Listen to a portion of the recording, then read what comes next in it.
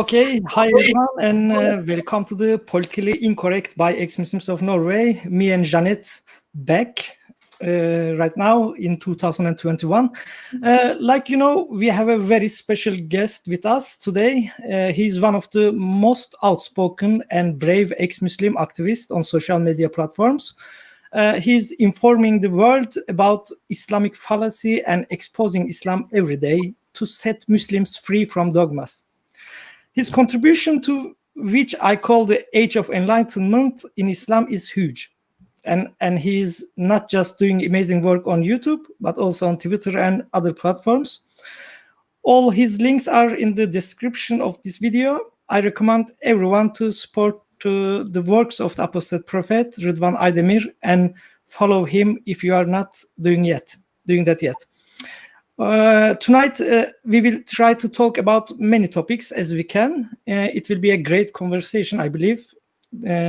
Is it for you too, Jeanette? What do you think? I can't wait. You can wait. Okay, then we have to not wait now and say welcome to the Apostate Prophet Rıdvan Aydemir. Hi, Habibi Rıdvan, welcome. Hi, Assalamu alaikum. Alaikum salam. Thank you so much. How are you? I'm good. Thank you so much for asking. How are you? Fine, thank you. And it's really an honor to meet you in live. It's the first time right now. Rıdvan, our humble show is one of the, but I think it is one of the bastions of the freedom of speech. Of course, as long as YouTube allow us and not remove our videos. You can say anything you want. One thing we don't like, this is being politically correct. So we choose our guests from those who are not afraid to talk, like you. So I say again, welcome, and we go right to the point. And firstly, Rıdvan, I know that a lot of people are following you from Norway, but for those who don't know about you yet, can you please talk a little bit about yourself? Who is Rıdvan and what he's doing? Sure. Well, thank you so much again for inviting me. It feels great. It's a pleasure to be here with you. So I am Rıdvan Aydemir, also known as Apostate Prophet. I have been active on YouTube for 3 years or so, almost, I think. I'm an ex-Muslim of Turkish and German origin. I come from a Turkish family, but was born in Germany and grew up in Germany, lived in Turkey for over 10 years, and finally then moved to America. So right now I'm in America. I left Islam quite a while ago. It's hard to remember sometimes, but I think it's like 6-7 years ago that I left Islam. At first, I was a little bit quiet about my leaving Islam. Then I became louder, more determined. And eventually, after some time passed, I decided that I want to go out into the public and directly speak about Islam, directly criticize Islam, speak the truth about Islam and all that. And yeah, that's pretty much what I have been doing. I feel like there are not enough people who speak the truth about Islam, and there are too many people, especially in the West, who speak false truths about Islam, who misrepresent Islam to make it look better. And there have to be more of us who present Islam as it is to the public, to point at all its flaws, at all the terrible things about it, at all the people who suffer from it, who wish they had never been in contact with it, and so on. And that's pretty much my mission right now. And you're doing amazing works, and you're focusing, as much as I can follow, you're focusing mostly the exposing Islam, actually. Right, and you are making videos about, for example, the mistakes in the Quran, scientific errors, or historical errors, or also other topics. But I just want to know: is all your videos on your YouTube channel, or are you have you them in other platforms too, or because not all of them there, is it? Well, it's pretty much all on YouTube. Sometimes I join different channels, other people's platforms in different languages, but most of my work is just my own videos are pretty much only on my YouTube channel. I'm also on Twitter, Facebook, here and there, although I don't really post much stuff there because it's pretty sensitive. On Twitter, I just give very brief opinions sometimes. I have That's a recently wonderful opinion. I've recently decided not to use Twitter very much anymore. I don't know how much I will stick to that, but it's just, it's just horrible. You say some very mild stuff and they recognize that as hate speech and want to ban you. Meanwhile, Islamists say stuff like you should be executed, and Twitter doesn't even care about that. So so at the moment I focus on my own YouTube channel, and my work is mostly just there. And this is the important. I love your works because of. It reminds me like books of Trandurson. In this time, they had no like social media like we have today. But like he from Turkey, Trandurson, he wrote books and exposed Islam in his books, and later he have been killed by Islamists in 1990s. But some days ago, someone wrote some comment on this program about this program and said, if Trandurson lived today, he will be proud of you guys, because you are from Turkey, right? And Yeah. but Rıdvan, why you left the religion of peace and tolerance?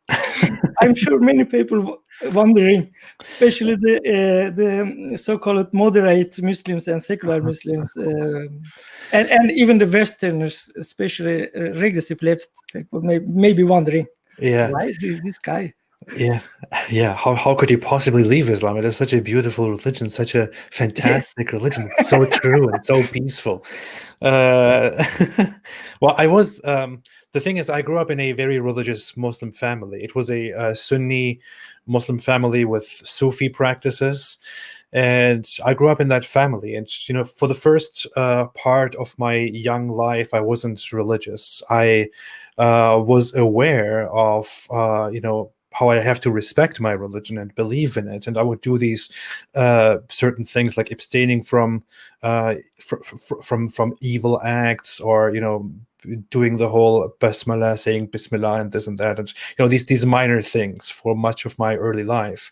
And we moved to Turkey. I went through kind of an identity crisis. I tried to live in Turkey, and it wasn't really for me. And at some point, I started giving in and became interested in practicing Islam and believing in Islam. And so I became extremely religious at some point in Turkey. And after I became religious and I practiced and I tried to spread this religion to others, and I spent so much time reading Islamic books and studying Islam day and night, doing all my prayers, reading the Quran numerous times, I just had a lot of doubts on my mind. And those doubts just kept piling up. And although I tried to I really loved being religious, and I really thought, hey, this is the right thing. This is the true thing. I want to believe. I want to be a good Muslim. But I had so many doubts in my mind, doubts mostly about,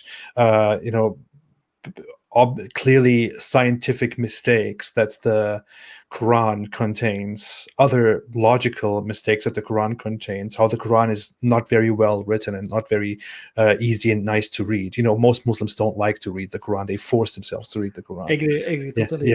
Yeah. And then there are the moral aspects. Like, I grew up in Germany, which is a country where there is equality, where men and women are equal, and we don't regard each other as these, very different, strange creatures who have this, gender hierarchy. And suddenly, in the Islamic society, I learned that women are very much lower than men, and that they are stupid and all that stuff. It just didn't make sense, and I couldn't get rid of these doubts for years. And the more I tried to get rid of them, the more they became stronger in my head. And I was looking for answers. I couldn't find those answers, and I tried looking for the most common, the strongest apologetics, the strongest excuses and answers from Islamic scholars, but they were just not strong. They just didn't help. They never solved the problem. And eventually I started telling myself, hey, I have to be, according to the Quran, Allah tells me that I should think, and according to my belief, Allah has given me a mind which I am supposed to use. So what could possibly be wrong with me allowing myself to think and to doubt? So I started gathering my courage and thinking a little bit more, and allowing all my doubts to continue and dealing with them. And when I did that, when I allowed myself to think and to doubt, I just realized that there are too many questions in Islam that don't have a proper answer, and there are some extremely crucial questions in Islam that whose answer simply are very simple. Islam is wrong. It doesn't tell us the truth. And as I admitted that took very long. I mean, I'm explaining this in such short words, but it took very long for that to happen. And eventually I decided, hey, I'm no longer a Muslim. I don't believe in Allah anymore. And that was only leaving Islam. The whole decision to speak out against Islam came afterward. That took quite a while too. Yeah. A lot of wonderful points you mentioned it, and I see really clearly the most of the ex-Muslims, when I hear them and what is their experiences, why they left Islam, most of us have one common thing. Everyone have, of course, different backgrounds and different reasons, but one of them is almost everyone have the same thing. This is the as much as you read your book, you became an apostate. Yeah. And this is the really common thing, because it happens the same to me and the same with Janet, I think. And most of the ex-Muslims, like you say, it's not only it is like scientific errors or other historical errors in Quran, but it is really absurd book, a very absurd book. And when you cannot read, like you say, because nothing is chronological. And like you, I think in your last conversation with Sadia Ahmed, I think you said Muhammad mentioning like something's very important, like about Jewish or something, and suddenly come next verse says, don't come to the prophet house from the back. Yeah, it is ridiculous. It has this thing, when you read a good book, you expect that that the book sticks to the topic, that you read through the book, it flows. You want to turn the next page to find out what it says next and how it sticks through the topic. And the Quran is not like that. The Quran is like, I have ADHD. I don't know how it's called in Norwegian. It's the same. Yeah. Attention deficit hyperactivity disorder. So my mind is constantly all over the place. Like I'm thinking about this, then suddenly about that, and suddenly about that, and all that. And the Quran is like that. You're reading the Quran. It talks about Jews. And then suddenly it starts talking about fruit, and then suddenly start talking about heaven, and then suddenly about how you should be in your house. Then suddenly again about Christians. It's ridiculous. And also, I just remember, I don't remember which verse it was, which surah, but like say Elif Lam Mim. The one verse says Elif Lam Mim. The next verse says everything in this book is clear. Yeah. But you just said Elif Lam Mim. What's mean that? Nobody know. Yeah. And that's an Islamic teaching. That's a solid Islamic teaching, that nobody knows what Alif Lam Mim means, and nobody knows what those letters stand for. But in the very next line, you hear everything. This book is a very clear book. It is crazy. But but even the apologists find out many reasons. Like if you look at the Islam question and answers, when they ask this and they say it can be a miracle of Allah.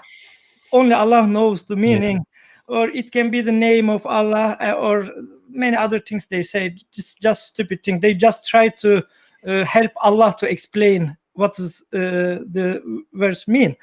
Isn't that ridiculous? You have a book that Allah is supposedly Allah's perfect and eternal speech, that is supposed to have existed and will exist forever, and that book is for humans to read. but it has these letters and lines that no one knows what they mean and stand for. What is the point of that? It is ALM. Uh-huh. It means all the lives matter. Yeah. But like Quran, I can really freely say that I believe most of the Muslim, I can say even I can say that 99% of Muslims who are not Arabic spoken Muslims have never read Quran in their 99 maybe much, but 90% I'm really sure of that, because when I'm looking my family, a very large big family, Sunni conservative Muslim family, every one of them can recite the Quran. Even my illiterate mother can recite. Illiterate, but they have never read in the Turkish or Kurdish language. I don't know one of them. Even my cousins who have been in many years in the Quran like course, but like school, not just the summertime after school go to the mosque, but school. Because Islam says like you have to believe. Quran say, what's knowledge mean in Quran? Knowledge mean that you just say I heard and I obey. So they, if you want to read and understand, then they can even ask you why you want to understand. Have you doubted about Allah?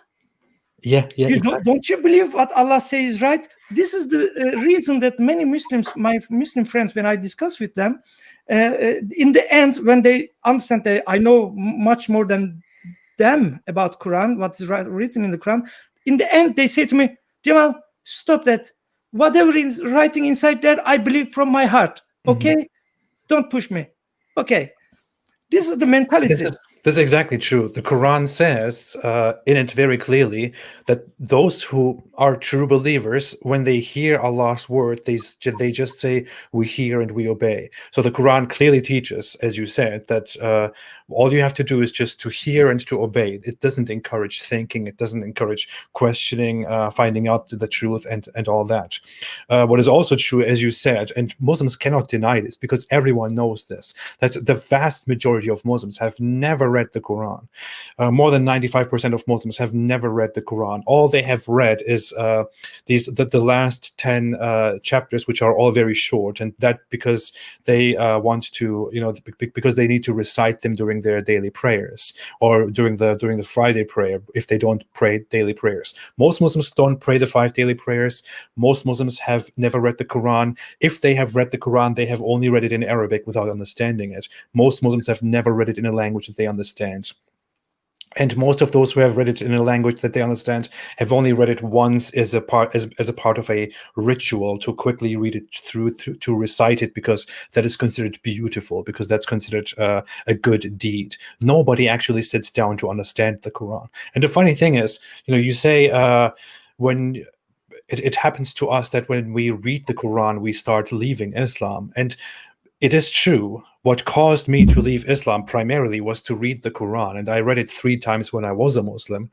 And the funny thing is, I didn't even intend to have any doubts in it or to find out what it actually says or anything like that. All I wanted to do was, I was really in love with Islam. I was really so believing, and I thought to myself, hey, how can I be, how can I try to be such a good Muslim and love this so much, but not read the Quran? I have to do this immediately. I have to read the Quran so that I can be an even better Muslim. That was my intention.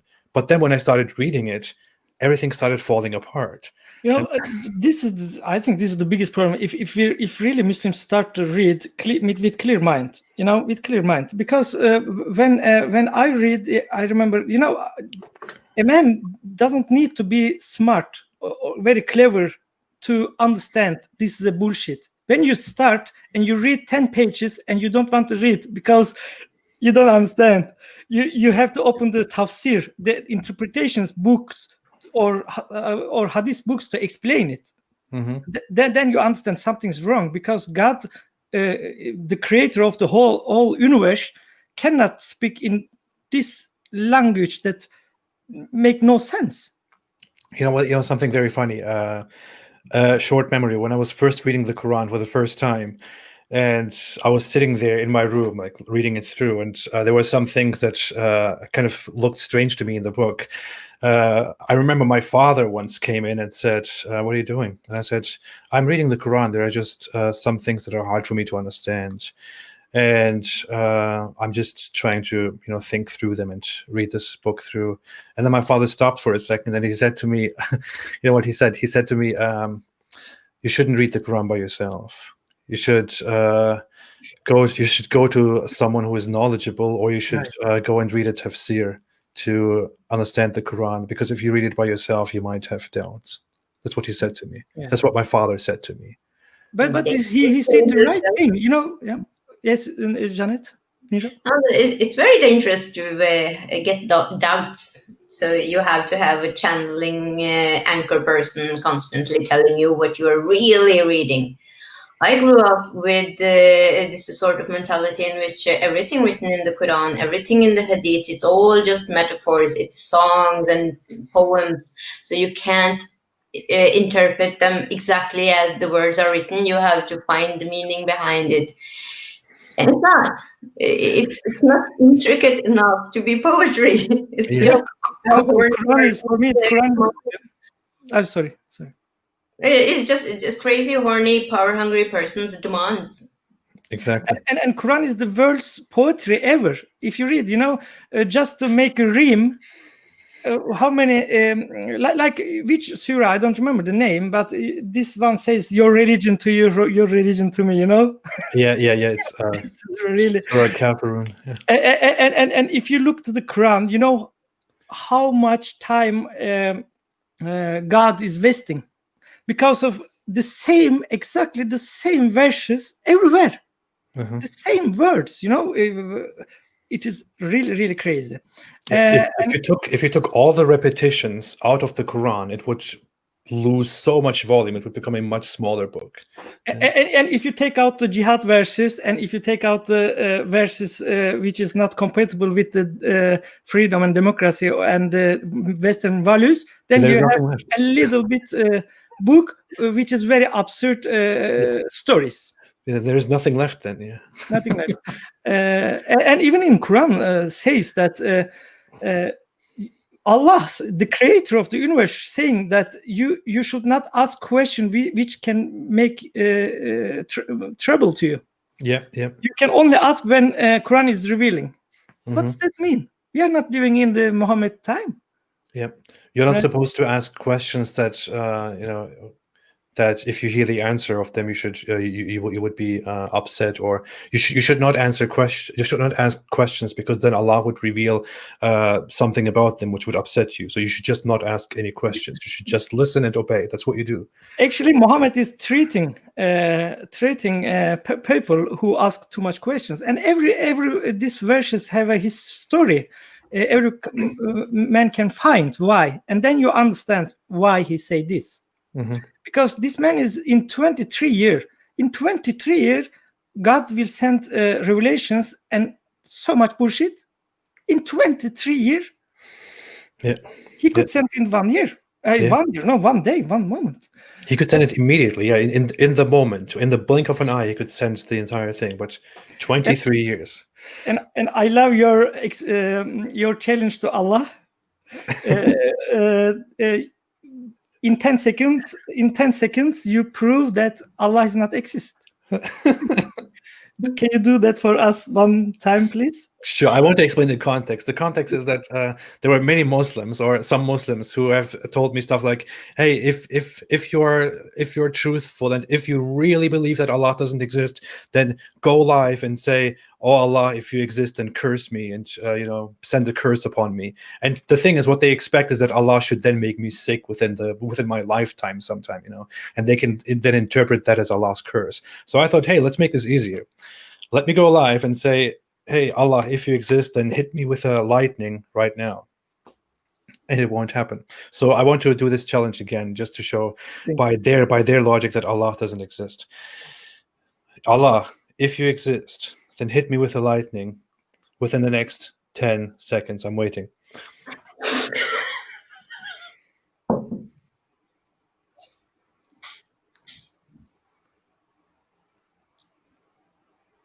think you're good. Yeah, it's done. See? Alhamdulillah, alhamdulillah. Done. Where is Allah? Where is Allah? Now, there might be, Allah might not understand English because he only speaks Arabic. It might also be that this was too short notice for Allah. Maybe Allah needs more time. I don't know about that, but Now you are too good person right now. You are. You know, other story. Maybe many people don't know that. One surah we have when we praying, because I was praying 5 times a day when I was young, and one the elephant, where the surah of elephant. Yeah. I think sometime maybe we should do one video, because just to show the Muslims who are not speaking Arabic Muslims to understand what they are doing, how they are wasting their time. Because when I read it, this ألم تر كيف فعل ربك بأصحاب الفيل ألم يجعل كيدهم في when we read that, all time I thought that it is something holy. But when I read the meaning, have you not seen the people of the elephant? Yeah. When our birds thrown them to stone to them. This is the history. Like some African people from Ethiopia come to the Mecca to attack Mecca before Islam. This is before Islam. And the story say, Allah say this, that Allah punished them with this, sending the birds like F-16 jet fighters to these elephants and throw a small stone to them and kill them. Yeah. But after many years, after Islam, after Muhammad, what's the name of this man? The guy who stole the Hajar al-Aswad stone from from Karmatians. If you just guys, if you just Google the Karmatians, you will understand what I mean.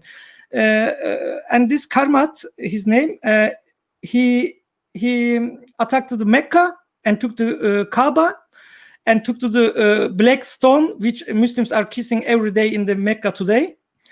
He took this and he killed people there, and he go up to the Kaaba and said, "Hey Allah, where are your birds? Where are your birds?" No birds come. and he used these stones he kept them in more than 20 years, and later Fatimid Caliphate in Egypt sent some people to him and said, can we buy this back, because people not coming to pilgrimage because the stone is gone. Yeah. You know, actually it is the stone religion. Sometimes I call it like they are praying the direction to a stone. They are circling around the stone. They are throwing stone to stone, and they are kissing the stone. Everything's about the stone, and they are saying that Islam come and what is the name? Paganism gone. Yeah. False. Rıdvan has this video about this, about Islam just adding everything that Muhammad liked about paganism into Islam. I mean, he just took everything that was pagan ritual that suited his mind as Islam. It's a good video. Yeah, he has a. It is historically established that Semitic people, Jews, and other people like them around them, had practices far distant, like thousands of years ago. They had practices of worshiping stones, like the Hebrew people before they became Jewish, before they established Judaism. The Hebrew people were people who had, who venerated and worshipped stones and rocks which they found in nature, and they gave names to those rocks and stones.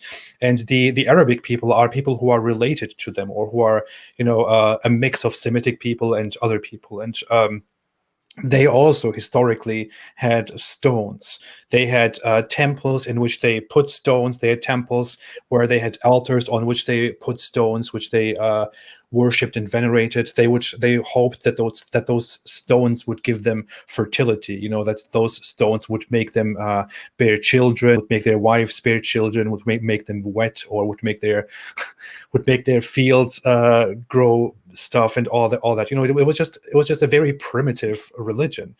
They would put their genitals on stones and stuff like that. And the history of the Arabic people, of the Arabian people, also comes from that. We see in the history of Arabia, even if we look at the Hadith, we see that the Kaaba was not the only Kaaba in Arabia. There was a different Kaaba in Yemen, for example. There was the Kaaba of the Kaaba of the Yemen, also called Dhul Khalasa, I think. Everyone had their own Kaaba.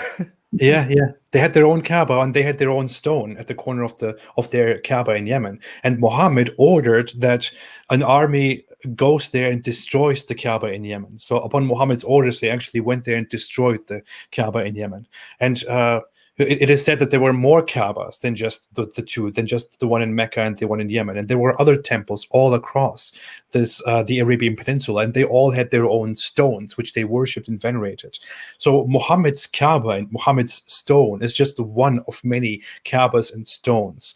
And you also see in the Hadith that after Islam was established, the pre-Islamic pagans still kept coming to the Kaaba, and they would come and, they would come naked or half naked and circle the Kaaba and ask for fertility and stuff like that. And Muhammad then banned them and forbade them from coming to the Kaaba. That's why the Quran says, for example, that from this year on, the polytheists should not be allowed to come near the Kaaba because they are filthy. They are filth. That's what the Quran says. So what Muhammad did, and it's also very funny, the Kaaba, Mecca stones, they carry no importance, no weight. They're completely unfamiliar to Christians and Jews, to Abrahamic religion. They have nothing to do with that. They are only part of pre-Islamic pagan, Arabian, Middle Eastern religions. Muhammad simply liked monotheism. He liked Christianity and Judaism. He tried to establish Christianity and Judaism. He tried to be close to them. He tried to steal their ideas, but he also kept all these familiar practices that the Arabs love so much. So he created this syncretic mixed religion of Abrahamic monotheism and Arabian paganism. And even now it's just even from Sabians and the Zoroastrians. Yes, exactly. Also from them. So he created this mixed syncretic religion, and now no one knows what the hell they are doing. They are praying to the one God, but also circling the Kaaba and venerating this fertility stone. It's so absurd. Which soup in Turkey we calling like kelle paça, like everything's inside. Yeah. From meat to the liver. he made it just a soup, and really when you hear and make a religion, when you hear a little bit from one religion, a little bit from other, then you have not the picture.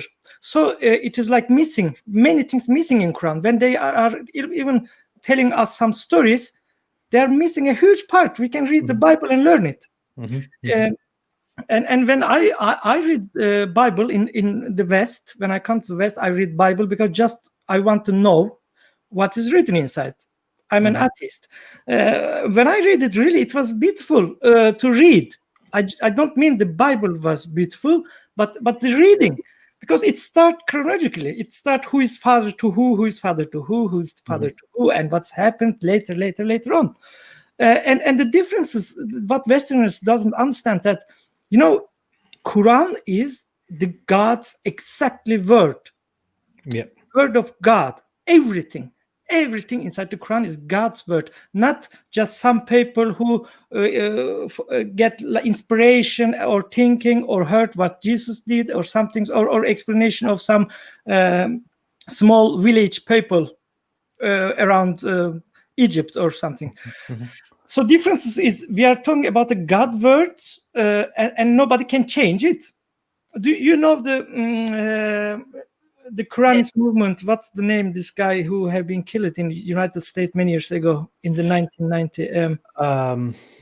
I know who you're talking about. The Miracle of 19. His successor is Edip Yüksel today. Yes. Anyway, Anyway, Rashid Khalifa or something like that. Khalifa, right. Yeah. Rashid Khalifa, when he found so-called the miracle of 19, every Muslim people get very happy first. Yeah. He came even to Turkey, and he met with Edip Yüksel there, and it was a sensation. Yes, now we have proof. Look at, we have mathematical miracle of the Quran. This is the God words. But later, some imams learned that he had to remove only 1 or 2 verse. It's not important, just like the start of the verse, Bismillahirrahmanirrahim, or something like that. And he get fatwa on him in the same time with Salman Rushdie. But nobody knows that, nobody talking about that. From the same place, from Saudi Arabia, fatwa given and said that these people are murtad and have to be killed. And in the United States, in his mosque, he have been killed. Yeah, he was stabbed, I think, in Arizona, in America. Yeah. Yes, and this shows, how dangerous this religion and this book. Because we will talk about a little bit of reform in Islam later. Before that, I want to ask you. I'm just gonna. Yeah. You changed the topic, but I'm just want to step back. You had this video about it's a deep dive into not just the theology about the Quran, but also the language. It was about how Muslims name their children names from the Quran or from the Hadith in Arabic that means things like the true believer of Yahweh, or the true believer of Esau, or something like that. I thought that was incredible. It had an impact on me. I mean, one of my favorite videos. Could you talk a little bit about that? How it's really just written by someone who didn't understand what he was doing. That's actually one of my favorite videos that I have done so far. Yeah, it's my favorite video. I really loved doing that video because I found that personally very interesting to dive into that, and I thought, hey, this is something that no one is talking about. No one talks about this stuff, and why? Why is no one talking about this? I should make a deep dive analysis of this whole thing. So I decided to do that. Do we want to go ahead with that topic, or do we want to talk about the thing briefly, Jamal? What you said? What do we want to do? No problem. For me, it's no problem as long as you want. And then Jamal can take. I'm enjoying the whole conversation, so I'm just happy to hear. Wonderful. So the topic was basically I made a video first in which I briefly touched on that, and that happened. And the whole topic came to me as I was actually thinking about something else. I was thinking about the question: are God of Christianity and Judaism and Allah the same God? Because that's a question that people have. Are Allah and God the same God? And I was thinking about that. I was putting something together, researching, writing stuff down off my mind, and basically concluding how God and Allah are so different from each other, how their history is different, their attitude is different, their name seems different. And I started getting into the origin of the word Allah and what it actually means. And then I finalized a video in which Allah and God are a little bit different. But then I thought, this issue is deeper than that. I need to do something more about this. So I published that video, and then I went into a different project, basically talking about where Allah comes from and who Yahweh is. And I started comparing Allah and Yahweh, and I went into the history of that. And what you find there is that the Christian and Jewish God, the Abrahamic God, his name is Yahweh. You will find that in or Yod Ha Weh Ha, 4 letters. And you find that in the Bible thousands of times. It is mentioned thousands of times in the Bible. Just when Jews write the Bible, they don't write Yahweh, instead they write Adonai. Or when Christians write the Bible, they don't write Yahweh, they write the Lord, for example, in capital letters. And people then know that instead of the Lord, it actually says Yahweh. And because God in Christianity and Judaism doesn't want you to address him by name. Yeah. actually get stuck on any names. Yeah, he says this is my name. He says Yahweh is my name, and it will be my name forever. That's what the Bible says 2 times. This is his name, and people shall know him by this name.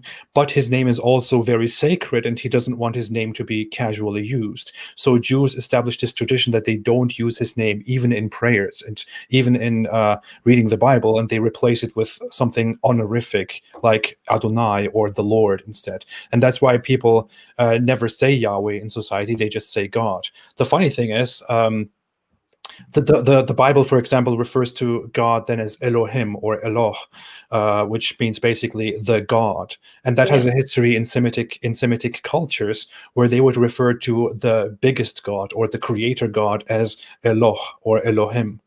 And of course, now Muhammad comes in. Sometime in the 7th century, he is interested in monotheism, he's interested in Christianity and Judaism, and all he learns, all he hears in Arabia and in other regions is that people refer to God as Eloh or Elohim or Adonai and this and that. He never ever hears of Yahweh because he can't read their books.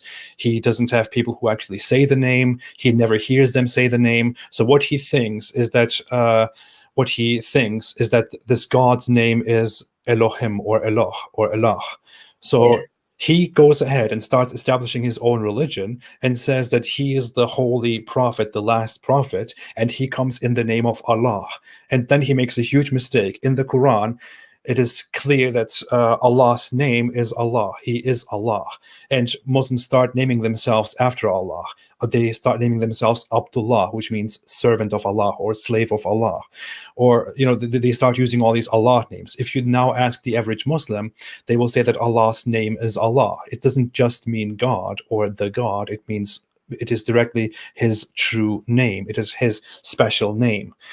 But what they don't understand is that Allah simply is a historical word that means the God. It's not actually a name. The real God's name is Yahweh.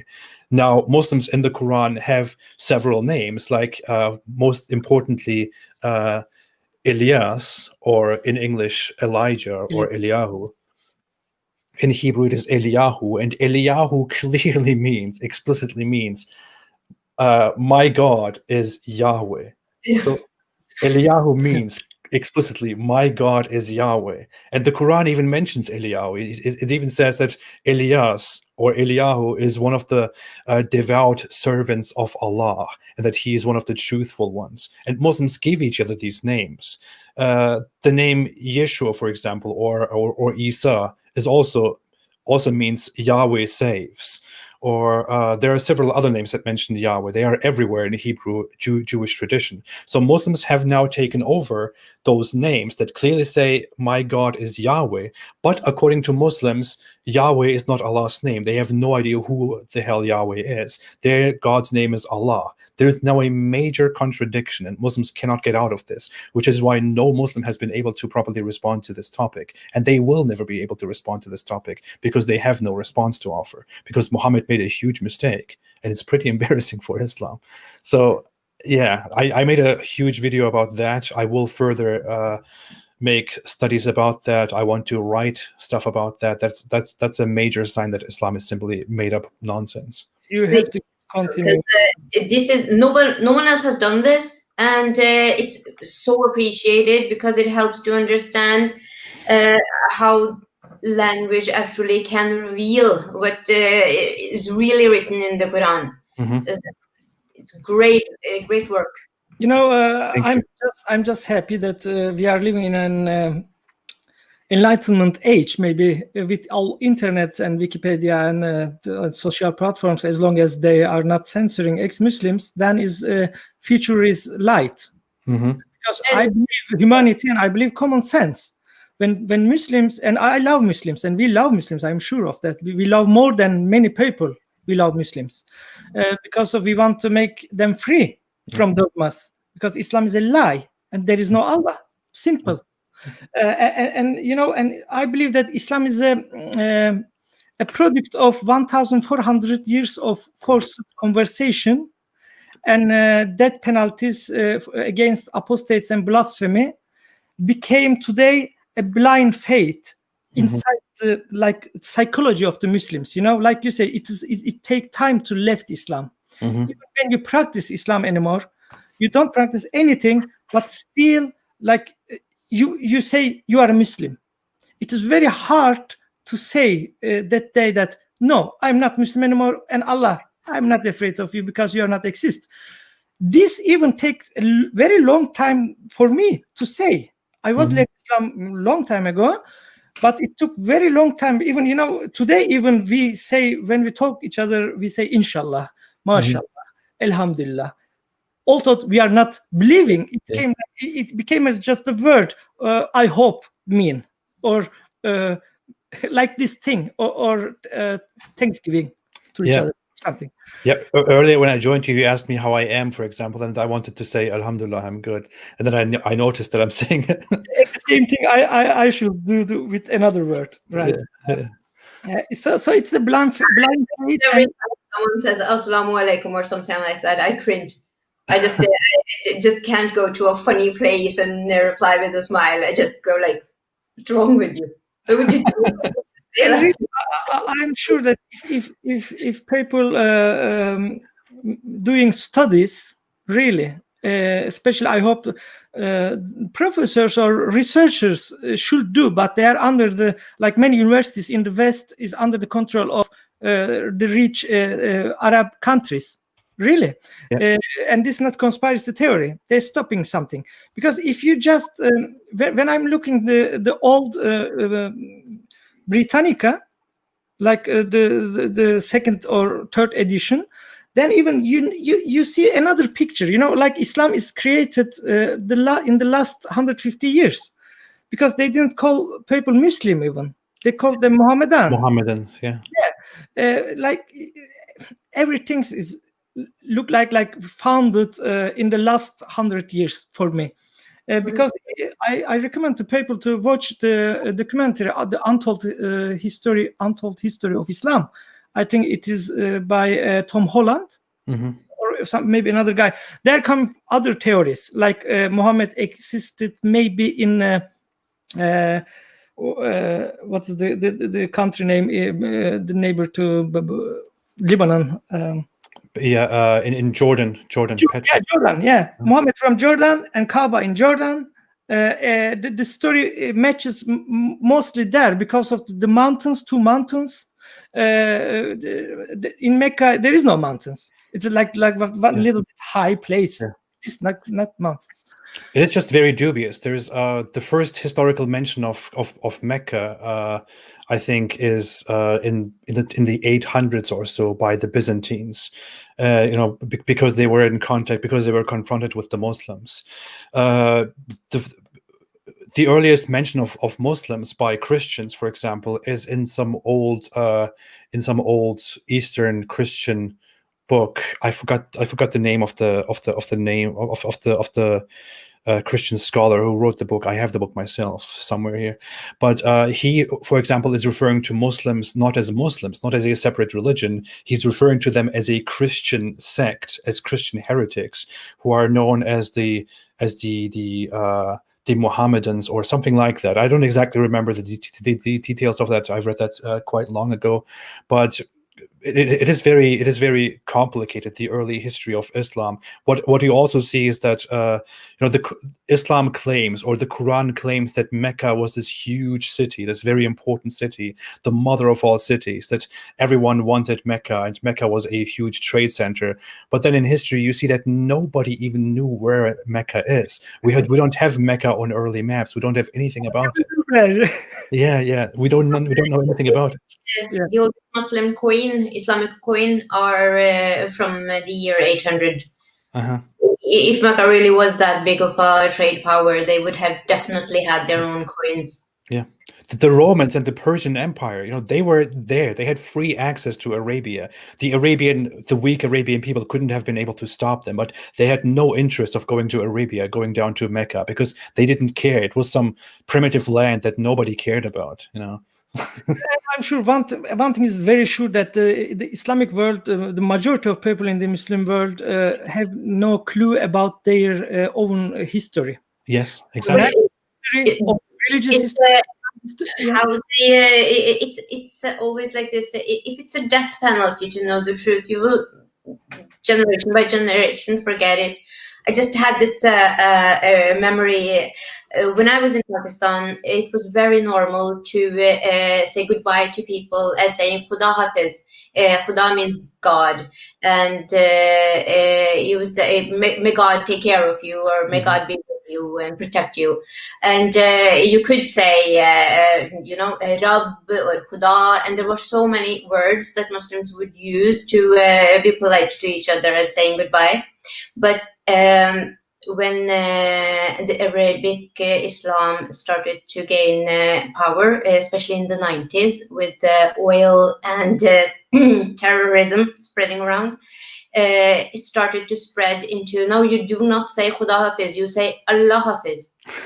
You're not allowed to mix gods, because Khuda can mean the God of the Jews, or the God of the Christians, or the God of the Hindus, while the Hindus use completely different names for their gods. All their gods have their own names. So this trend has now spread so much that you never hear anyone ever say Khuda Hafiz anymore. Everyone says very strictly Allah Hafiz. I don't think people even remember that you used to be. Now you remind me something, Ninrog. It's very good, because of Rıdvan, in our school books in Norway, in the books, even there they are lying to children. Like, the typical Muslim apologist game when they are debating, right? When they are debating with Christians or atheists, they are debating about, do God exist? What? This is not our. We have to talk about, do Allah exist? They are putting like Allah the same God like Christians have. This is, I believe this they do with purpose. In our school books, it's writing like, for example, La ilaha illallah mean is there is no God but God. Have you heard like stupid thing? It is worth seeing. There is no God but Allah. La ilaha illa Allah. Yep.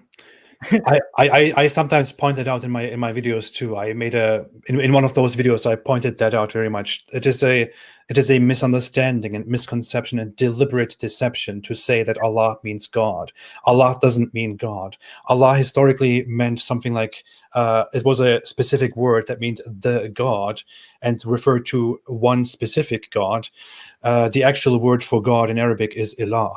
And so La ilaha illallah means there is no God but Allah, not there is no God but God. That wouldn't make sense. And in many Muslim countries, it is almost forbidden, or it's a big taboo to say God to Allah. In Turkey, Tanrı, those who say Tanrı to Allah, considered like no Muslims. They are not Muslims. Yeah, people are not allowed to say Tanrı. We are not supposed to say Tanrı, although Tanrı means just God. It's the same word like in English, God. But you're not supposed to say it. You're supposed to say Allah. Because Allah and Tanrı is different. Allah is Allah. In the West, they really distort Islam so much. And the Western people fall for this. They believe this because they don't know how it actually looks inside the Islamic world, how it looks among Muslims. It is very strange. This is why people like us must exist. There is something that it's also about the history of Islam and the history of Christianity, for example. I mean, you are in Norway. I grew up in Germany. I see America. We learn all the time about history objectively. We learn how in the Western history, the West made many mistakes. The West committed atrocities. Christians committed atrocities. They did this and they did that. We admit things and we learn and read history as it is. Muslims don't do the same thing. Muslim cultures and nations never admit that they have made mistakes, never admit that they have committed atrocities, don't do any of these things. And they take that same narrative to the West. In the West, they accept that Western people and Christians committed atrocities, but Muslims didn't do anything. In reality, Islam was a religion that was historically brutally violent. It was always one state or one major state. It was supposed to be one state. Sometimes there were rival caliphates, and the caliphates always had the mission to brutally expand Islam, to either invite people to Islam, or if they reject Islam, to attack them and conquer them and force Islam upon them. This is what Islam did all the time. Islam spread by violence exclusively, almost exclusively. But with Christianity, for example, in the West, we acknowledge that Christians did commit violence in history, that they, that Christian empires were violent, but it's not the same thing. Christianity in its first centuries spread peacefully, for example, until it became a major religion. They spread as missionaries. They invited people to Islam. They went to different lands and discussed theology with people until the Romans adopted Christianity as their official religion, and then made everyone accept Christianity. And then different kingdoms and duchies and empires emerged that were Christians, that had ambitions of conquering nations, and they used Christianity naturally because it was their religion. They justified their actions with Christianity. But so that's completely different from how Islam did it. Islam naturally started out with the sword, saying we have to conquer the world, we have to conquer everybody, and they never stopped doing that. They enslaved for over 1,000 years. They conquered for over 1,000 years until the West defeated them and stopped them forcibly. Right. I totally agree. And this may be a little bit insight about topic. Can Islam be reformed? Because, like you say, if you go to the root of the like reform, something is gone wrong. You want to reform it, right? Yeah. When you will reform Christianity, what is Christianity? Christianity is Jesus. Yeah. You have to go back to the root. Who you find there? You find a good guy. Haven't killed nobody. Maybe if he had time and he get many people with him, maybe he should kill too. I don't know. But he didn't reach that point. And we have Muslim reformers. Muslim reformers are called Salafis, Wahhabis, ISIS, Taliban. You want to reform Islam? This is a dangerous thing. Yes. If you talk about the reform, like going back to the root, don't do that, my friend. We have to say to everyone. You don't want to do that. Then you find ISIS. Yeah. And when you say that, you are an Islamophobe. We are living in this world right now. If you learn too much about Islam and you act on it, then you are not a real Muslim. Yeah. Yes, and that's a good point. The history of Reformation, in reforming doesn't mean creating something new that doesn't exist.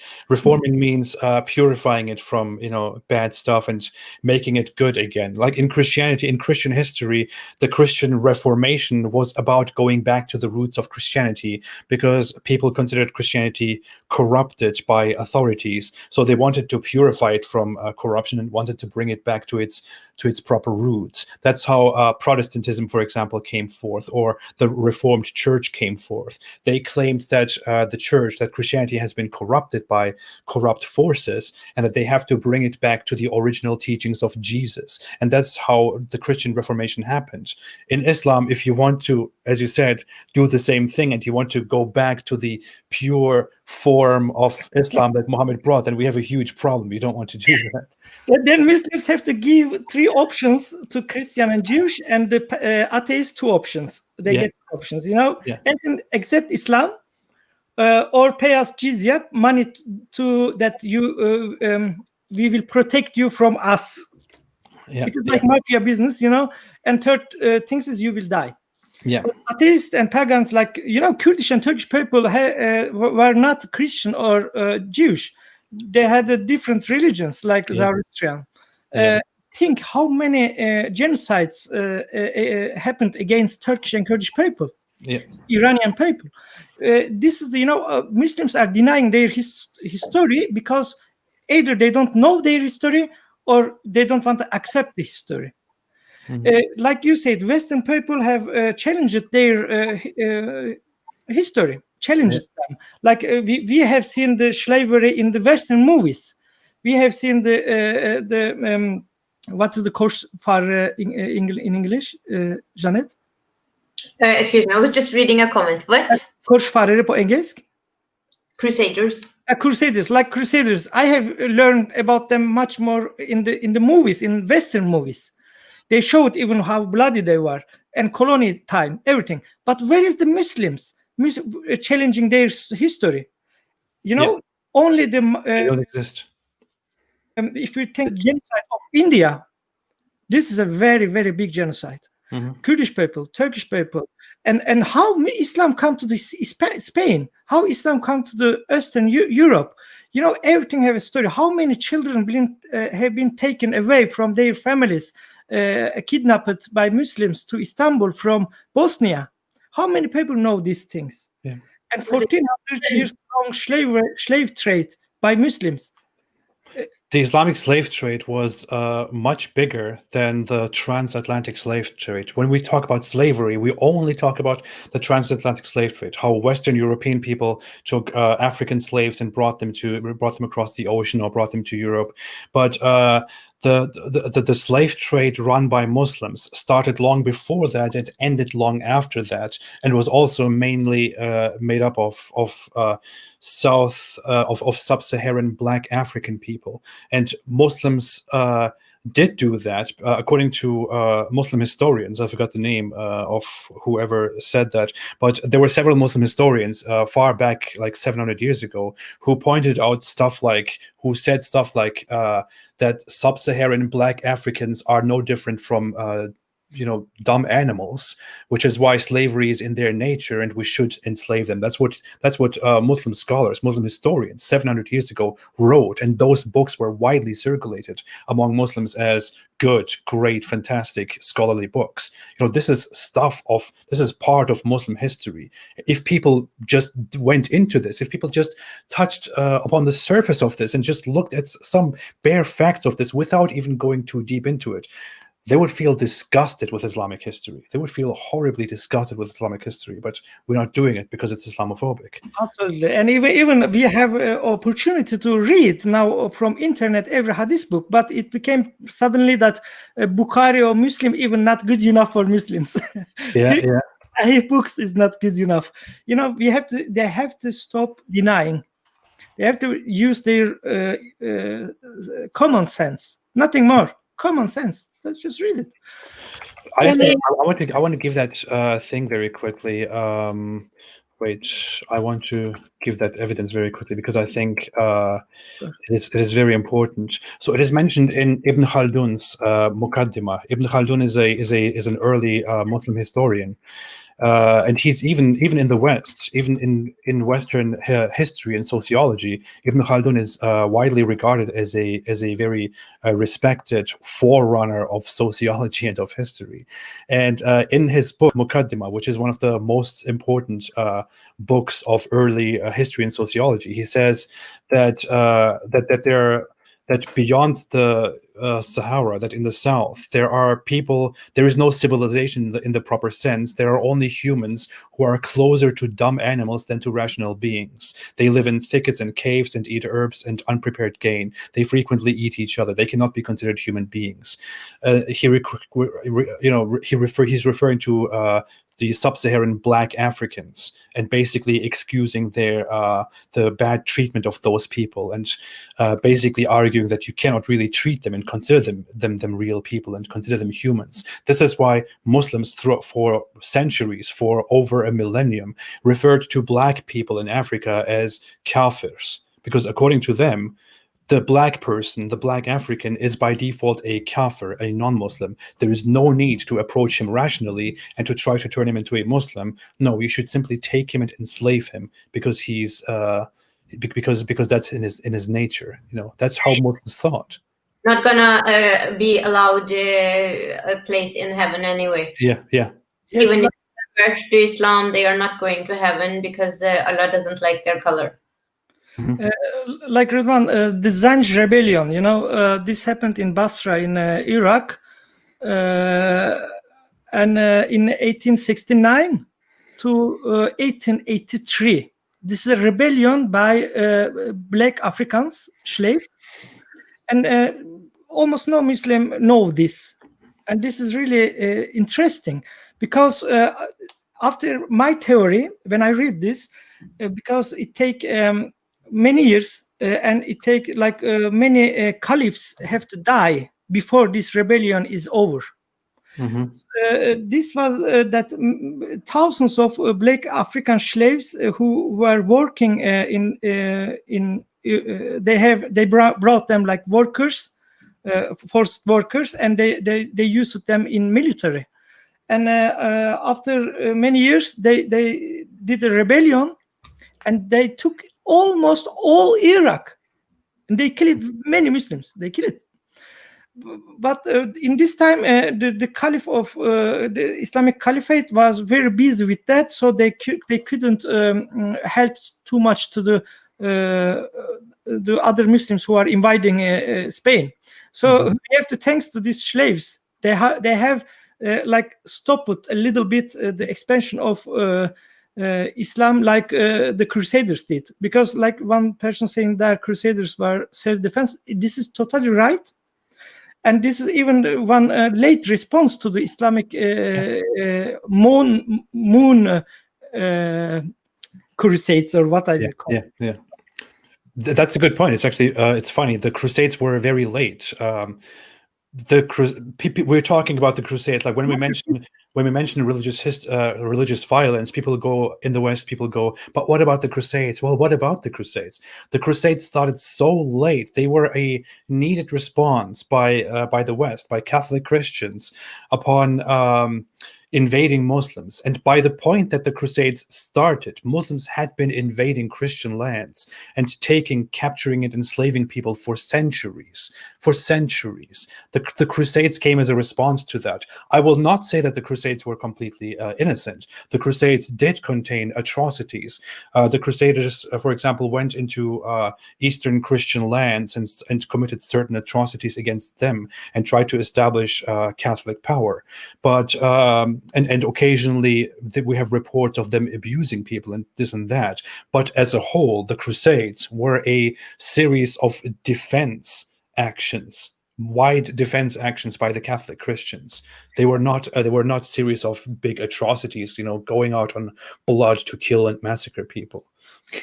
I totally agree with you, and you take words from my mouth almost. I will say the same, that we are not telling that what about that, or we are not telling that Crusaders were okay and good. No, they were bloody too. Yeah. But the reality, why Crusaders attacked the Muslim world? Why? This was a response, and this everybody have to accept. This is the history facts. So Muslims need to really challenge their or stop denying their history. This is a big step to enlightenment. I don't even have a problem with things that Muslims did in history. There is one thing that I want to point out. Cultures, humans, civilizations committed atrocities in the past. Human history is just a huge history of humans trying to survive, of humans evolving, of fighting each other in order to survive, in order to further their own survival and their own advancement. Everyone did atrocities in the past. Even the most peaceful cultures engaged in terrible atrocities.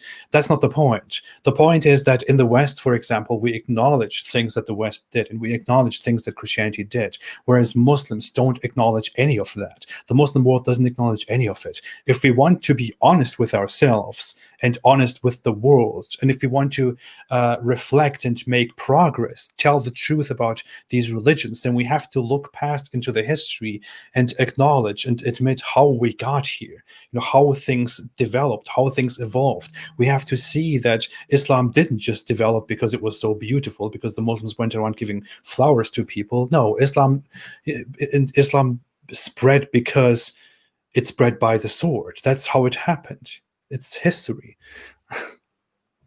I think about it sometimes that I've seen you in some conversations or just replying to people who want to discredit you. And the way that you respond to that is beautiful, but do they listen? Do they actually get it?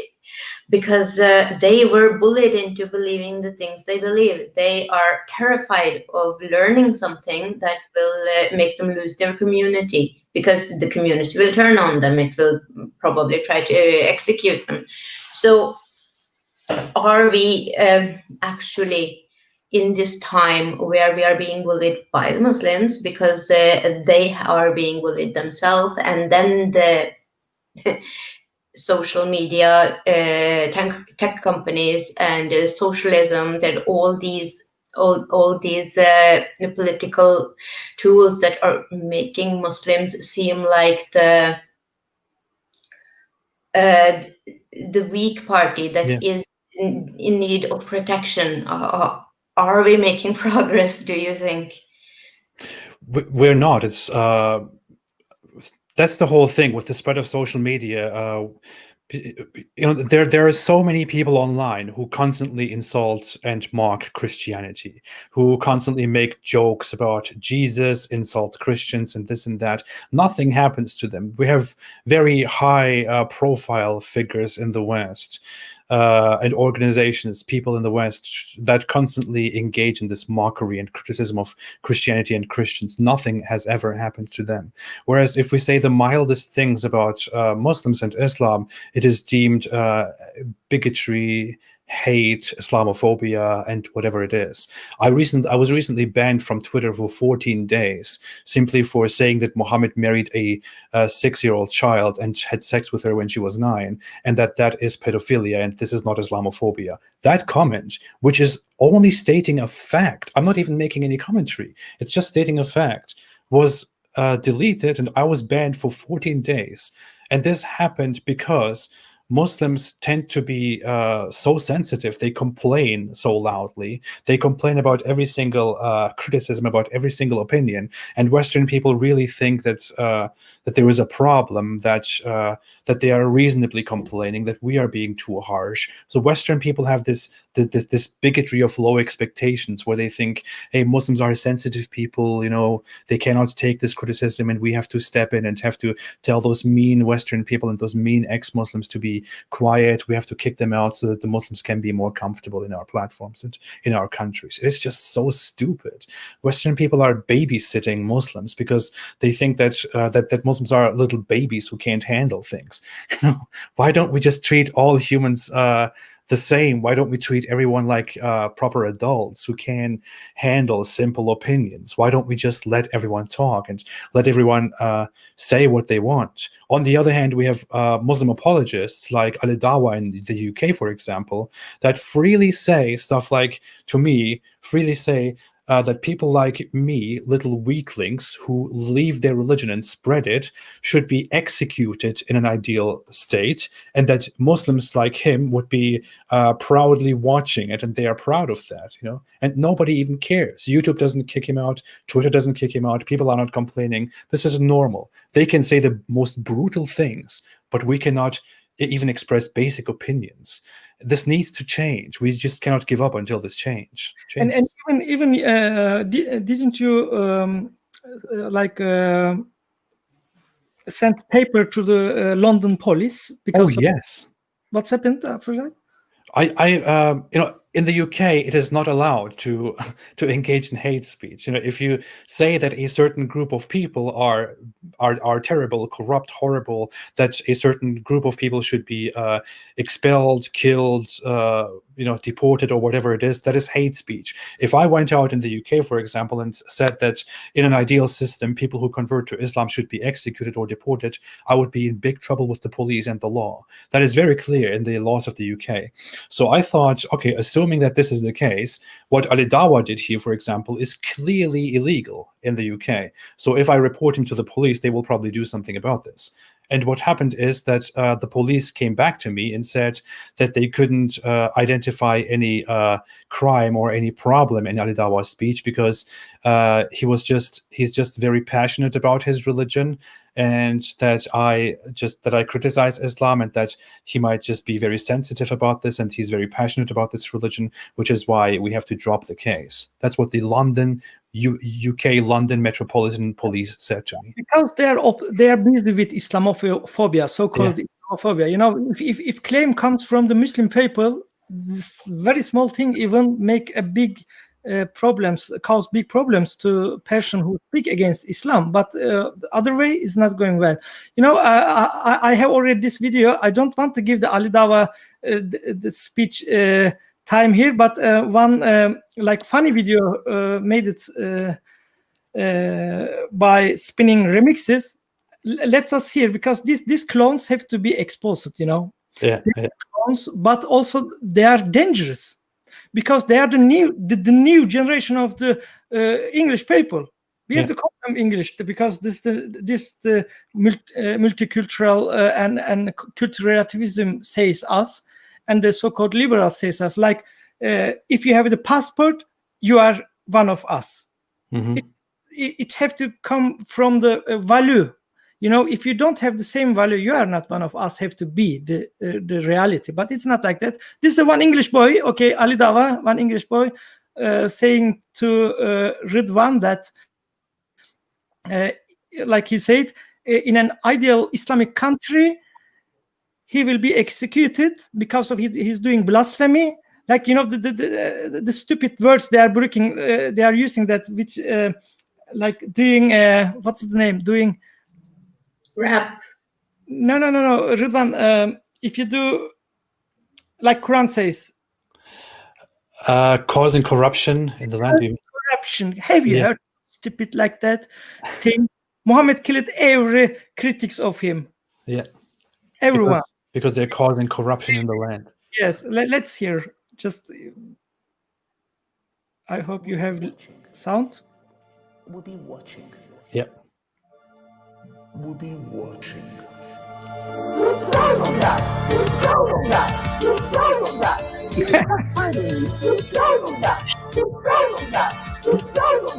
It just backfired on you. This is a part of our religion. There's a reason to it. Yeah.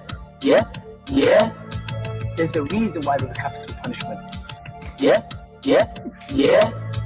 Because people like you, little weaklings, leave their religion and cause corruption in the land by spreading it. The capital punishment in Islamic law will be applied to you. You have no doubt. You're proud of that.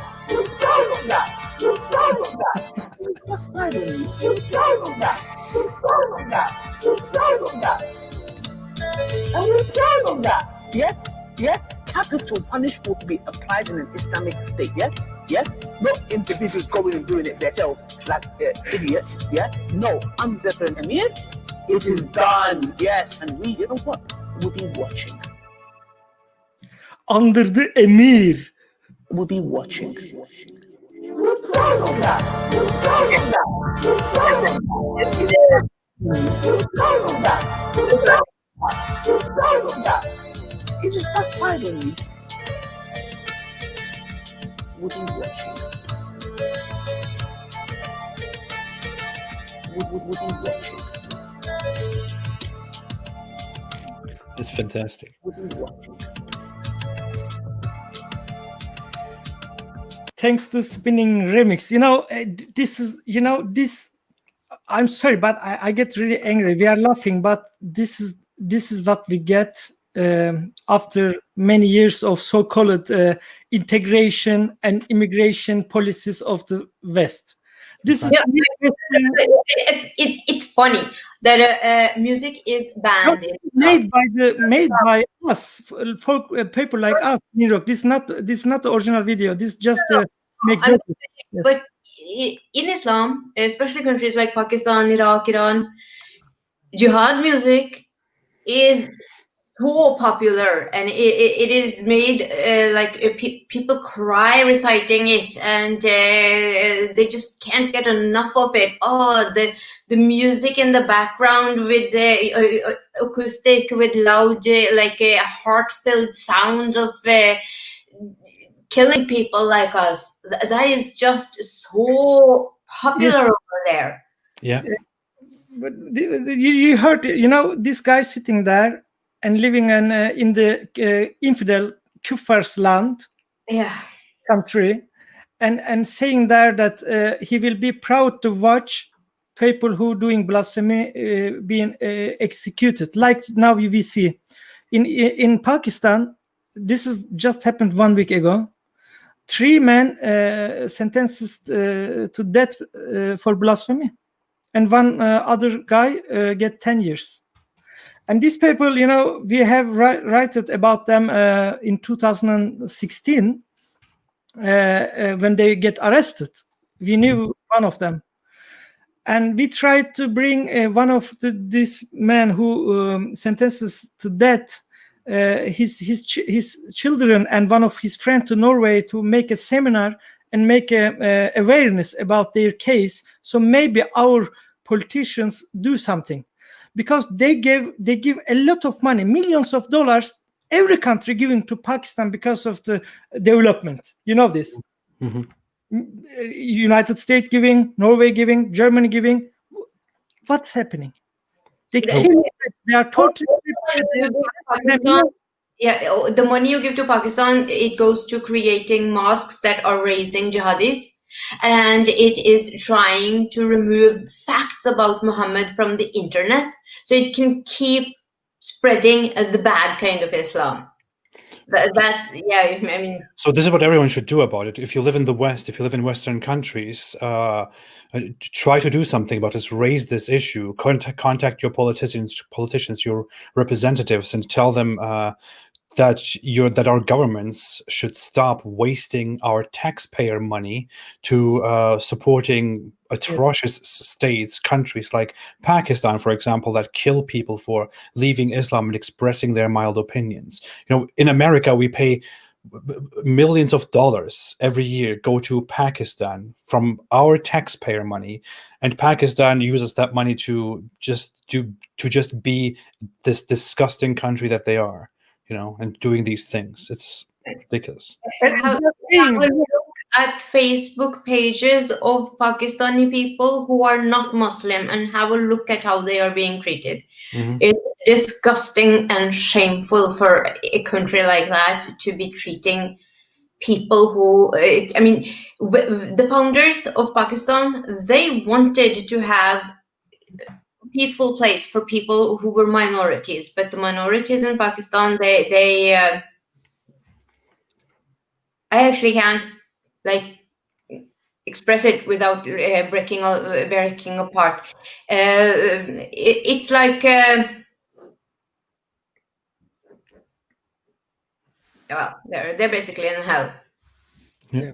But you know, Rıdvan, in Norway, we have most of the Muslims are from Pakistan. Majority of the Muslims are from Pakistan, and we have even the culture minister of Pakistan, cultural minister of Norway from Pakistan, and he's not the first one; he's the second one, and they do nothing. We have many organizations getting millions of money from the state for working for integration, working for secularism, like this thing.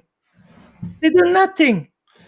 You know, even in Norway, it's want reforms against Muslim hate. That's all they want. And even they are bringing hate preachers, so-called hate preachers, imams from Pakistan to Norway, who calls death penalty for apostates and blasphemers to Norway.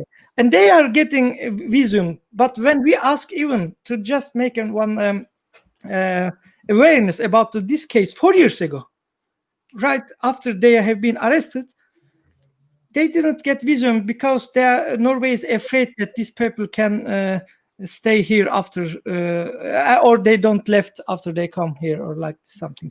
I would love to come to Norway one day and help you guys give some speeches, give some information. You know, you are welcome anytime you want, and we will bring you here. I always thought Norway is a beautiful country. I didn't know that stuff like that is going on there too. Norwegian sounds like Arabic. Had a video, you said that Swedish sounds. I was like, oh no, we don't sound that bad.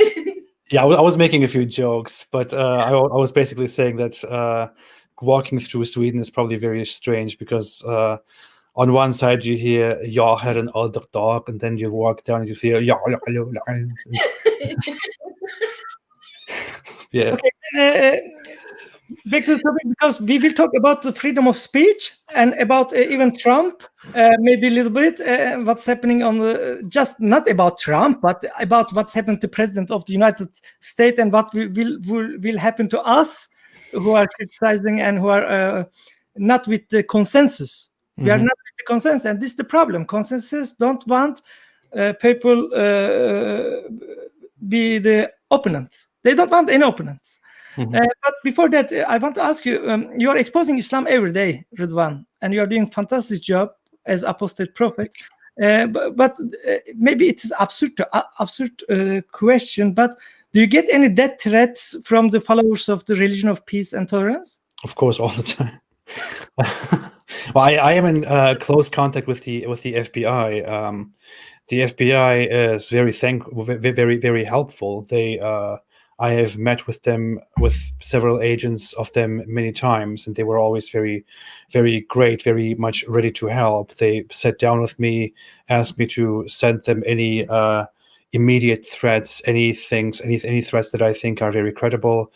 So they are being very helpful, and they also know certain names of people that are in the US and in the UK who are problematic. So they are on top of things, and I sometimes send them information, but especially several months ago, there was a long series of death threats and very terrible comments, very terrible messages, private messages that I received because a big Muslim apologist in the UK encouraged Muslims on Twitter to harass me and my wife. But other than that, I just get the regular stuff all the time. I try to limit the sources through which people can contact me, but I just get the regular things. If I find you, I will beat you up, I will kill you, I will do this, I will do that. Don't come to this country, don't go there, and don't go here. If you come to the UK, if you come to London, you will be this and that. It's just stupid. I don't take it seriously anymore. I don't really care. I'm kind of desensitized to all that stuff. Now you have to be careful, and you have to care because we also getting. But you are much international, and you have millions of people actually seeing your works. So it is very important, because this cult is really dangerous, really, and it is really sad and scary to know that. Like speaking against an idea from 7th century Arabian desert still requires courage and security. And even for us who living in the West, and still we have Westerners, especially who are in the left, mostly the regressive left. They are busy with to take care Islam more and give more place instead of challenge Islam, because Islam is not that just dangerous to the Western countries, it is dangerous to the Muslims. We have to think really positively, like if instead of they are labeling you and us, it's normal that Muslims and Islam is doing that, and I don't care that. But when Westerners who had a big fight with their own religion in many years, and still they are continuing, when they are protecting Islam from critique, when they can't even publish any cartoon of one merchant man from Arabia, even nobody know if he's real or not. So then it's really dangerous, and this make that, I believe, this make more far movements. It will of course happen when you not allow something, and when you censor, then you will open you will let people be more far and have own groups and became like far right or far left or whatever. So they are really wrong. It is. You touch on a good point, which is that Islam is not just bad for the West and for the rest of us. It is bad for Muslims. And it is true. It is. We are trying to make people see the truth behind Islam. We would like people to leave Islam, and that is only good for Muslims. I mean, I firmly believe that Islam is really holding Muslims back, and it's making Muslims unhappy, making Muslims miserable. It's making the Islamic world miserable. Much of the Islamic world is the way it is because of Islam, and there is this delusion. Like many Muslims in Muslim society think that that they should move to the West, and that then their problems will go away and they will be better. But that's not the solution to your problems. The solution to your problems is to get rid of Islam. If you take Islam with you to the West, which is the exact same thing that made your country, made your place so horrible, then you will still be horrible. You should just get rid of that whole ideology, of that idea, of these ridiculous beliefs that hold you back, and then you can be maybe as good as the West is. Yeah. One of the other problems is, in the Muslim world, including Turkey, they are not blaming anything to Islam. Yeah. They're Not allowed to criticize or blame Islam, and that should be the most clear reason for them to understand that they're being lied to. Yeah. But I mean, is that just this have to have something with psychological or explanation? Maybe, I don't know, because even with Turkish people, when I discuss thing, they are, but this is a politic. The politicians making like this. And if you talk about other problems in other Muslim countries, it's because of invasion from America, Israel. Never I heard some Muslims say, yeah, maybe it can be something with Islam, because then they are not Muslim. Yeah. And this is really, it is right there. Just look at it. They're like Islam. The big problem of Islam is right in front of them, but they just look around like, oh, what is the problem? What is it? It must be this. It must be that. It is right in front of you. Just point it out once. I'm sure Ninrok maybe don't know, but one Turkish YouTuber, your near friend, Rıdvan, Ibrahim Atabey. I'm following him too, but I haven't had any conversation with him. He's one YouTuber, ex-Muslim. He's living in Europe, and he's making Turkish in Turkish language. He's making like conversations and debates about Islam. He's an ex-Muslim. And he repeated Quran recently, and after that, Turkish people, especially some politicians like Melih Gökçek, who is very high profile. He's very high profile. He's like the right hand of the Erdogan. In many years in politics, he was the former many years of former leader of the Ankara. Mm-hmm. He write like Twitter allowing like this thing, it's okay for them. Like this man can call the ex-Muslim like, you dog, we will bring you. Now I'm telling our foreign minister that bring this dog to here, and we will see when police take him how he is smiling or not. Yeah. And later he writing that I believe somebody said that he's living in Germany. You bastard dog, you will not earn anything from that what you did to Quran, and you cannot run, you dog, after you die, and when you come in front of God, like what you will do, you bastard dog. Yeah. And he inciting hatred, not hatred only, but he's inciting the killing, and he's calling for killing or arresting of this ex-Muslim. Mm-hmm, mm-hmm. And after that, suddenly I saw yesterday, when I looked down this video, your video were covered by this media have some sensitive thing inside, but not that, but in your video. Yeah.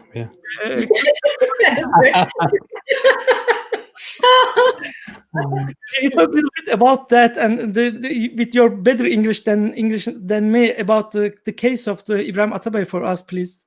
So Ibrahim Atabey is a very well-known Turkish YouTuber who is criticizing Islam on his platform. It's called Gig TV. He has a YouTube channel. And there he was, he has been criticizing Islam, talking all kinds of stuff about Islam, exposing Islam forever. And in one of his recent streams, he became very angry because people kept insulting him and kept telling him that he should die, that he's a bastard and this and that, and very perverted things about his family, his mother, and all that. And as he became angry, he picked up this Quran, which was next to him, and started just ripping it up and throwing it around. And later also said that his cat ate a piece of the Quran and stuff like that. I don't know. And this immediately went viral.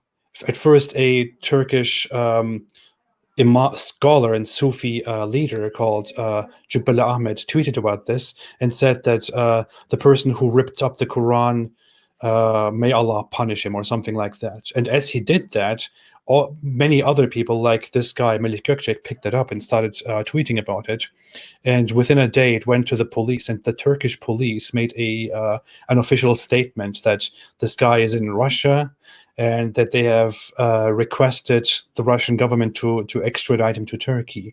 And people were on Twitter calling for his death, and many politicians were supporting that. Lawyers were supporting that. They were calling on people who live in Russia or in Europe to go and cause harm to him, to kill him. And what happened as a result is that apparently I was in contact with him. He informed me that the Russian police came and took his family, including all his electronic devices, and brought them to a safe place where he has to stay for a while until credible threats are over. And so he's there right now, which is why he's inactive. And yeah, I showed my solidarity by just posting my video in which I was ripping up the Quran because people were telling me that I should be executed. But that's what happened. And these people can freely do these things. And Twitter does nothing about it. Twitter doesn't ban any of these people. Social media platforms don't punish these people for inciting violence and oppression. Nobody does anything about this. This is just the norm in Turkey, which is supposed to be one of the most modern, the most moderate, developed Muslim countries. Right. So, yeah. It is really, I just want to show one video because people maybe don't know what can be happened just if somebody being accused of burning Quran or ripping Quran. We know from the Farkunda from Afghanistan. Everybody know maybe this. The woman. I hope YouTube will not move this video, but I recommend everyone to check the killing of Farkunda. Mm-hmm. This woman lynched by many hundreds people and killed and burned it just because of somebody accused her to burning Quran or mm-hmm. ripping out Quran. This is the reality of Islam. This is the reality of Islam, and people are still. I'm angry sometimes because people are stupid. I'm talking about mostly the Western people and even atheists. Rıdvan, how atheist people can be against ex-Muslims just because of their ideology, left-wing ideology. They are against one fundamental thing, the fight against religion. Yeah. And they are still very proud of Voltaire, when Voltaire said the Christianity is the most bloodiest religion which have infected world. Mm-hmm. But if you say Islam is the bloodiest religion which has infected world like a virus, then you are a hater, Muslim hater. You are not just a Islamophobe. This is crazy. Because unfortunately, it is among Western atheists, especially American atheists, many people in the West, there is this huge problem, this big hypocrisy going on, as you said. They have a problem, a vendetta with Christianity and Christian culture. They are atheists in predominantly Christian nations, which is why they have a problem with Christianity and they hate Christianity. And many of them, I would give names. I don't know if I should do that, but we all know, like the biggest atheist organizations in the West, many big high-profile atheist people, speakers, debaters in the West have this big bias. They will insult Christians, insult Christianity, criticize Christianity, say whatever they want about it. They will support the insulting of Jesus and Christians, calling them dumb, idiotic, backward, this and that. They will do all that stuff. But when we say one single thing about Islam or Muslims, then they're immediately like, whoa, stop. Don't single out, don't say Islam, don't say Muslims, don't talk about this, say religion instead. Don't say Muslims because that's bigotry, it's dangerous, it's disgusting, it's bad. We have to support Muslims because they are being, they're marginalized and in danger and oppressed and stuff like that. It is so stupid.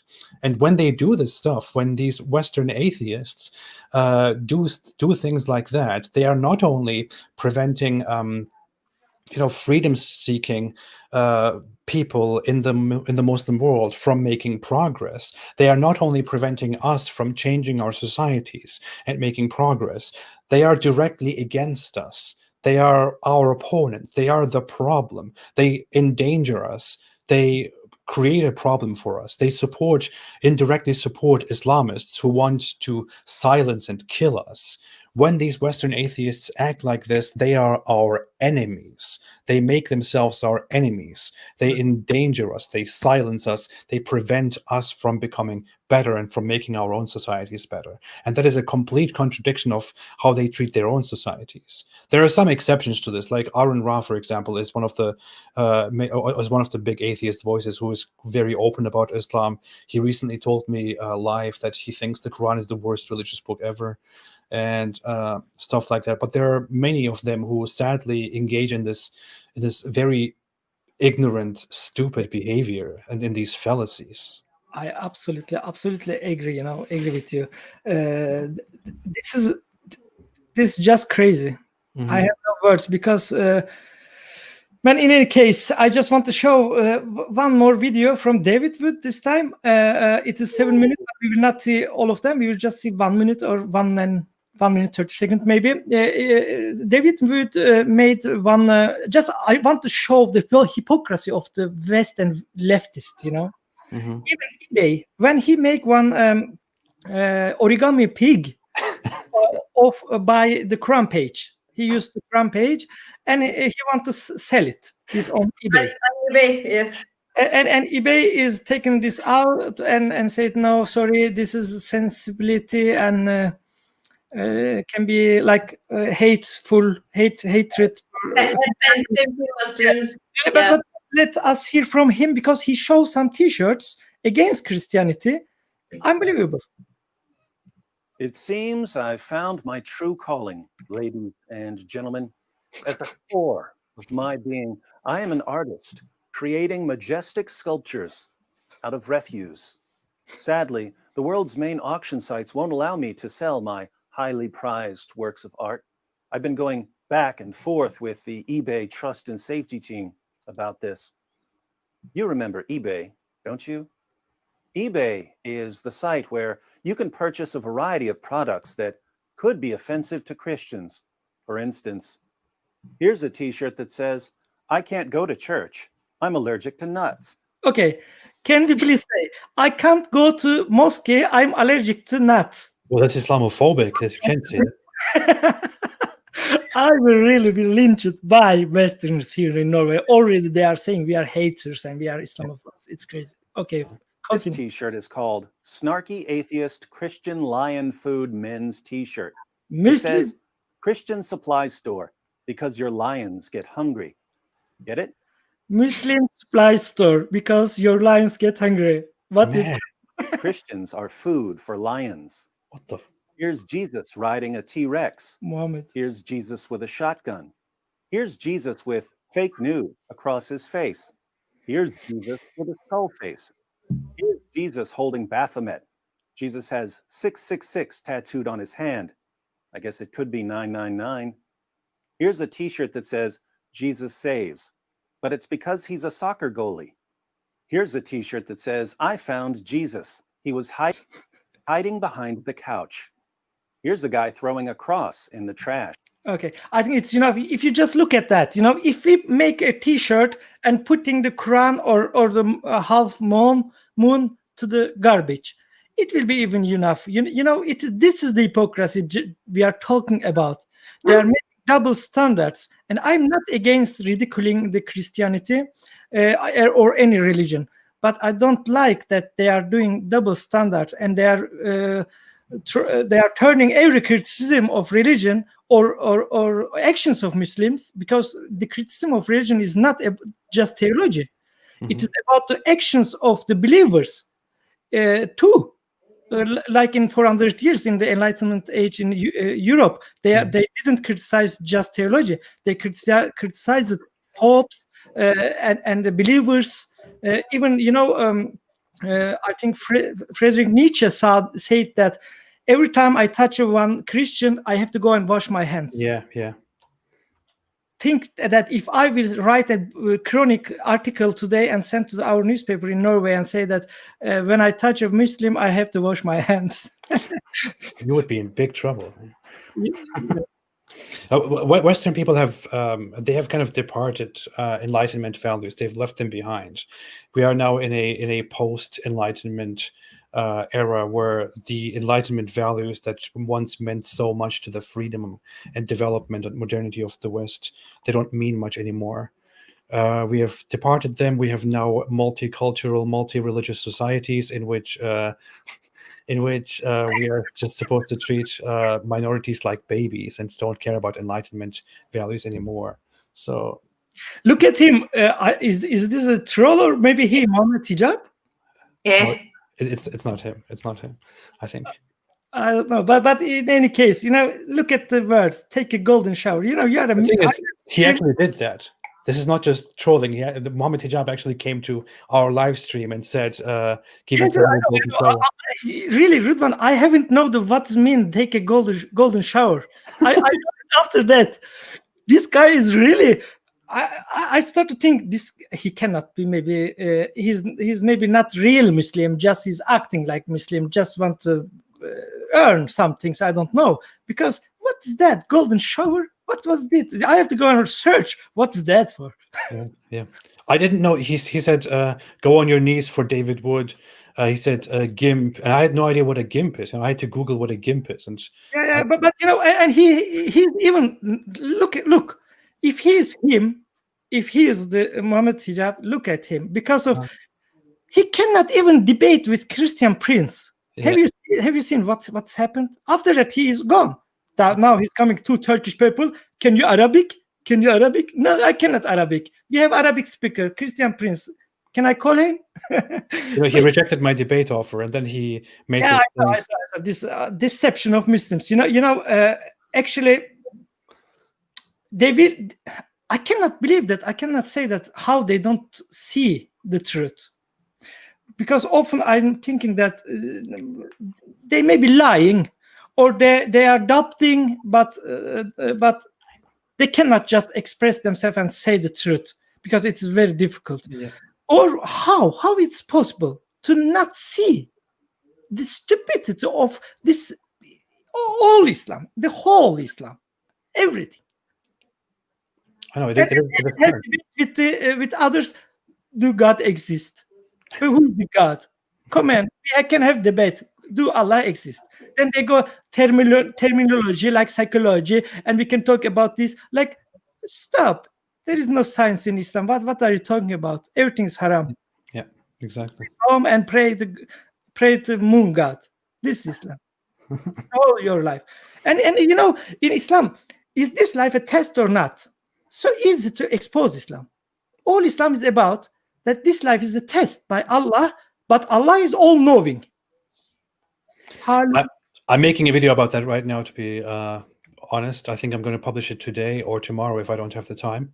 I'm making a video about how the whole Islamic teaching that life is a test, Allah tests people, but Allah also decides who believes and who disbelieves and stuff like that doesn't make any sense, about how Islamic theology is pretty nonsensical. I'm making a video about that right now. Sorry, my dog is trying to move around here under me. Is he black? Is he black? No. What are you doing? Okay, I want to go back to the one. I just want to show the Twitter how. Yes, there. These guys I'm talking about who are sentenced to death penalty in Pakistan. Look, this was in 2017. Yes, when they were arrested. And in Twitter, everywhere, Muslims call it with hashtag Hang Ayaz Nizami. This is one of the blasphemer. And it was hundreds of thousands of Muslims everywhere. And nothing happened. Yeah. It is freedom of speech, they say it. Yes, okay. But today I think just I can go and check if it is still there. And I checked this guy, Daniel Ahmed, Daniel Ahmed, and I go down, and he unfortunately and I find this tweet still on on his page. The other ones, I checked some of them, and they Twitter didn't show me back then the 2019, so I couldn't go. Maybe because I'm not following them, I don't know. But this is the hypocrisy of Twitter. And what's happening in the last times, they are now talking about censoring even the president of United States because of what? Well, then I think if they even silence the president of United States or even a billionaire man, what can be happen to us who criticize Islam and our pages shutting down by Instagram, shut down newly? We have created the new one, and it's happening to many ex-Muslims. So I'm really, I'm seeing like darkness in the future. I know. I have stopped using Twitter actively because just recently I was suspended again, banned again for saying something very simple. So I thought, hey, I can't do this anymore. I'm not going to express my opinions on Twitter anymore. I don't care. All I will do is just to sometimes make sarcastic comments or necessary statements or share links, because it's just so stupid how they treat these things. We have average Muslims, Islamists who go around ask for or demand the killing of people, the hanging of people who simply left Islam, who are disbelievers. We have people who insult and ask for the genocide of Jews. We have we have government officials, leaders of Muslim countries like Iran's Khamenei, who openly call for the destruction, annihilation of Israel and people loyal to Israel. But then they say that they care about human lives, so they ban Trump because he incited the riots recently. It is just such huge hypocrisy. And really, as you say, if they can do that with him, then what will they do to the rest of us? They are not only censoring him and not only other millions of people too. They are censoring, but they are also working hard that these people who are not allowed to have voice in their platform will not have voice in another platforms too. Yeah. They have made a Parler completely shut down. Like Parler and Gap, other platforms, they are doing everything that people who they are censoring, that they will not find another place. And this is dictatorship. This is totalitarian, and they have to wake up, because before I was looking to West like the free place. Like I look it up to the West. But now after Islam, and this is the reality, after Islam, many years, migration of Islam to West, now I don't know which way we are going. For example, this meme, we made it, and even in this meme is taken down by Instagram, and after that they had closed our Instagram page and permanently. You look this, there is a Can you just not highlight this guy in the comment section? Sorry, I just forgot this because this show this. I put this because I want to show what kind of people we are dealing with. Yeah, they are saying Islam is good manners. Allah says, Prophet says, good manners, and which language they are using. This was the reason I let him be there. I suppose we make it really hard for them to get proper rest at night. I hope, I at least hope so. It's an honor if they come here. It has got to leak in somewhere in a crack or something. This little bit of a doubt that makes them realize that they are fucking it up for themselves. It's not good what they are up to. The flaws with Islam, they have got to be seeping in and creating doubts. Right. You have to be a complete moron not to doubt Islam. No. And before we are nearby the end of program, I think maybe. But before that, I want to ask you, Rıdvan, what do you think? can Islam be reformed? What you understand when we are hearing so much from No, the... no, no, no. I want to ask him, what do you like about Islam? Okay, yeah, we are not finishing yet, but yes. Nothing. Exactly. Nothing. But because we are dealing with many other groups like so-called secular Muslims, they are saying, and I know most of them are not Muslim, but they are acting like Muslim. They are saying they are secular Muslim, and I would say it's not possible for Islam to be reformed. It is not possible to change Islam. It's not possible to turn it into a better religion that deals peacefully with society, with its own believers, with disbelievers, and so on. It's really not possible. It doesn't work that way. We have mentioned earlier, if you want to reform Islam, then you will have to bring it back to its origins, and then it will only become much worse as it is. Today's Muslims are much better than Muhammad was, and they are much better than Muhammad's companions were. The problem with Islam is that, unlike other religions, it has a book which is claimed to be directly the word for word, letter for letter speech of Allah, and there is no way you can change that. You cannot get rid of it. You cannot abandon it. You cannot dismiss several verses. You cannot do any of that stuff. You have to stick to that book. Now, some people might come forth and reinterpret the book and make it into something else, something softer, something lighter, something better, something that is easier to handle for society, something that treats humanity better. But there will always be just some people who want to who want to have a better religion, who want to have a better culture, who want to adapt to a modern society. The problem is that as long as Islam exists, there will always be those people, too many of them, maybe most of them, who will stick to the traditional understanding of Islam, because the traditional understanding of Islam has been very well preserved by these traditionalist Islamic scholars over 1,000 years, who have just said terrible, horrible things that should not be considered acceptable in any modern society. And while that is the case, while the Quran has that authority, that place in Islam, while we have the Hadith in which we can see what kind of a person Muhammad was, it is simply not possible to reform Islam and to make it a better religion. Of course, I support people who want to change Islam and who want to, take it into a different, good direction, but I also don't believe that there is much hope for them. The only solution that we have is to get rid of Islam, to make people disbelieve in Islam, to reject Islam, to point out what a horrible religion it is, and to just, put it into the graveyard of history where it belongs. It is not a religion that helps humanity. It is not a religion that helps anybody, especially not its own believers.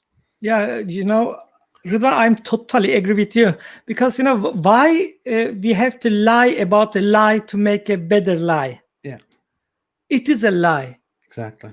It is a lie, and it have to throw in the garbage of the history. Yeah. And I believe Muslims are still calling themselves Muslims, many Muslims, because of their emotional attachment to their religion, actually, and like a Stockholm syndrome, and they will become free. I'm sure of that, because I believe in common sense, but it will be hard.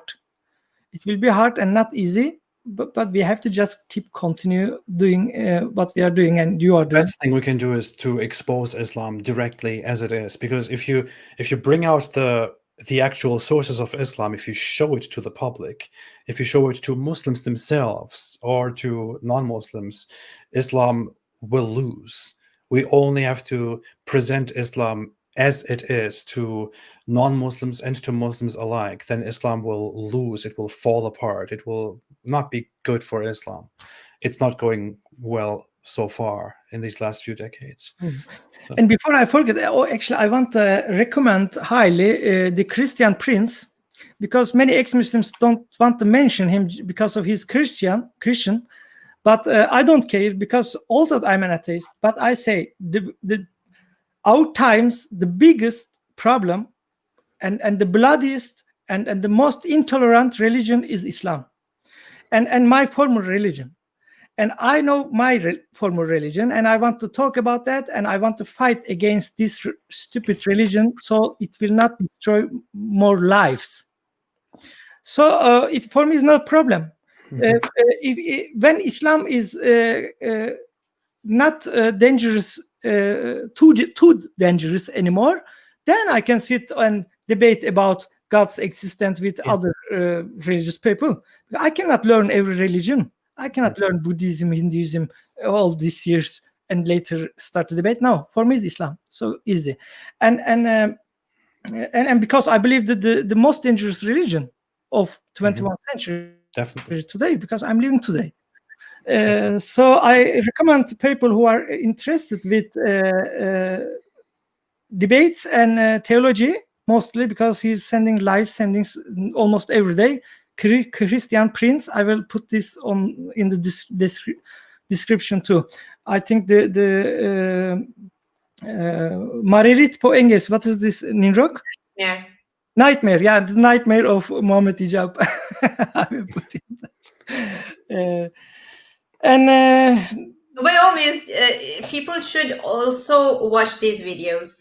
As like a few months back, there was this woman who had converted to Islam, and she made a video in which she is saying that Islam is peaceful religion, and I want to clear up a few misconceptions about Islam. And she's just lying with this calm and glow, and she was really looking like she had found peace and something beautiful.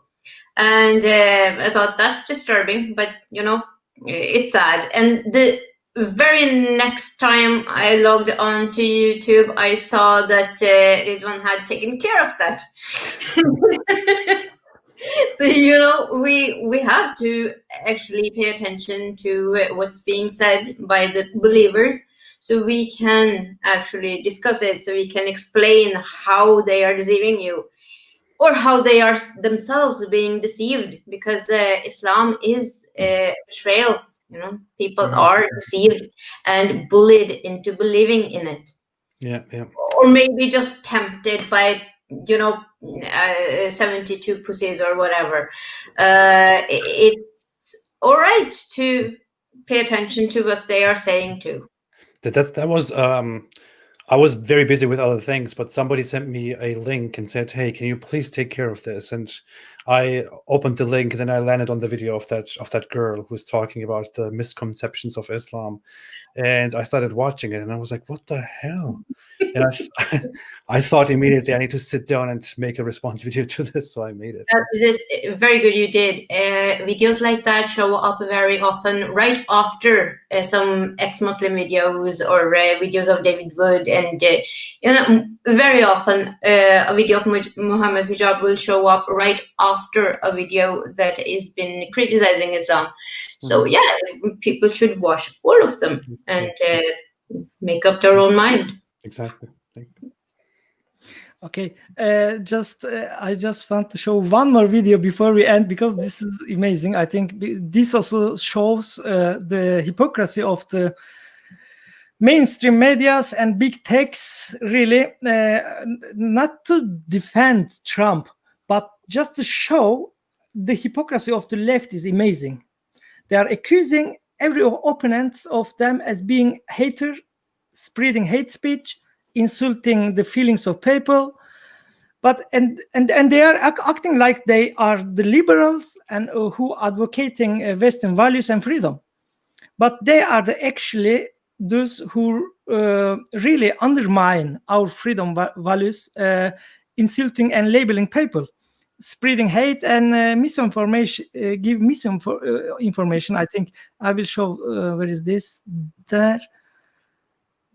Have you seen that? I don't know, guys, but Dave Rubin shared it today, or this one.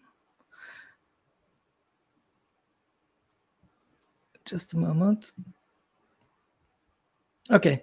And they are doing censorship and acting like totalitarian dictatorship. So I just want to show this. What do you think, guys? Okay, where is this? There. No. Yes. I just don't even know why there aren't uprisings all over the country. Maybe there will be. People need to start taking to the streets. This is a dictator. You know, there needs to be unrest in the streets for as long as there's unrest in our lives. Enemies of the state. Show me where it says that protests are supposed to be polite and peaceful.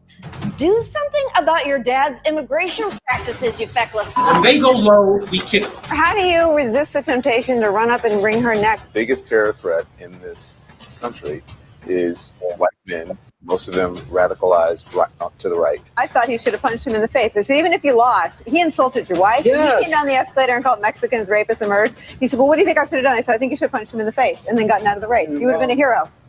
I'd like to punch him in the face. I said, if we were in high school, I'd take him behind the gym and beat the hell out of him. Punch some people in the face! When was the last time an actor assassinated a president? They're still going to have to go out and put a bullet in Donald Trump, and that's a fact. Look, as his character is stabbed to death. Where is John Wilkes Booth when you need him? I have thought an awful lot about blowing up the White House.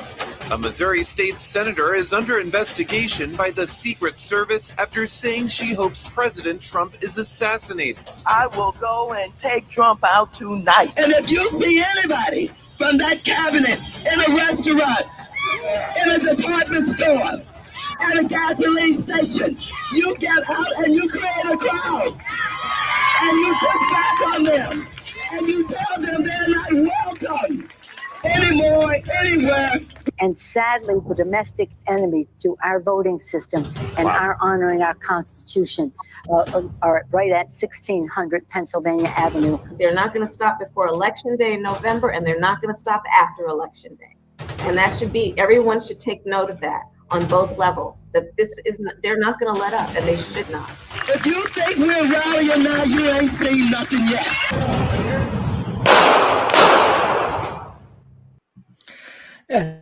The reason I share it is, I just, you know what, just to expose how these regressive leftists who are, they did 4 years incited hatred.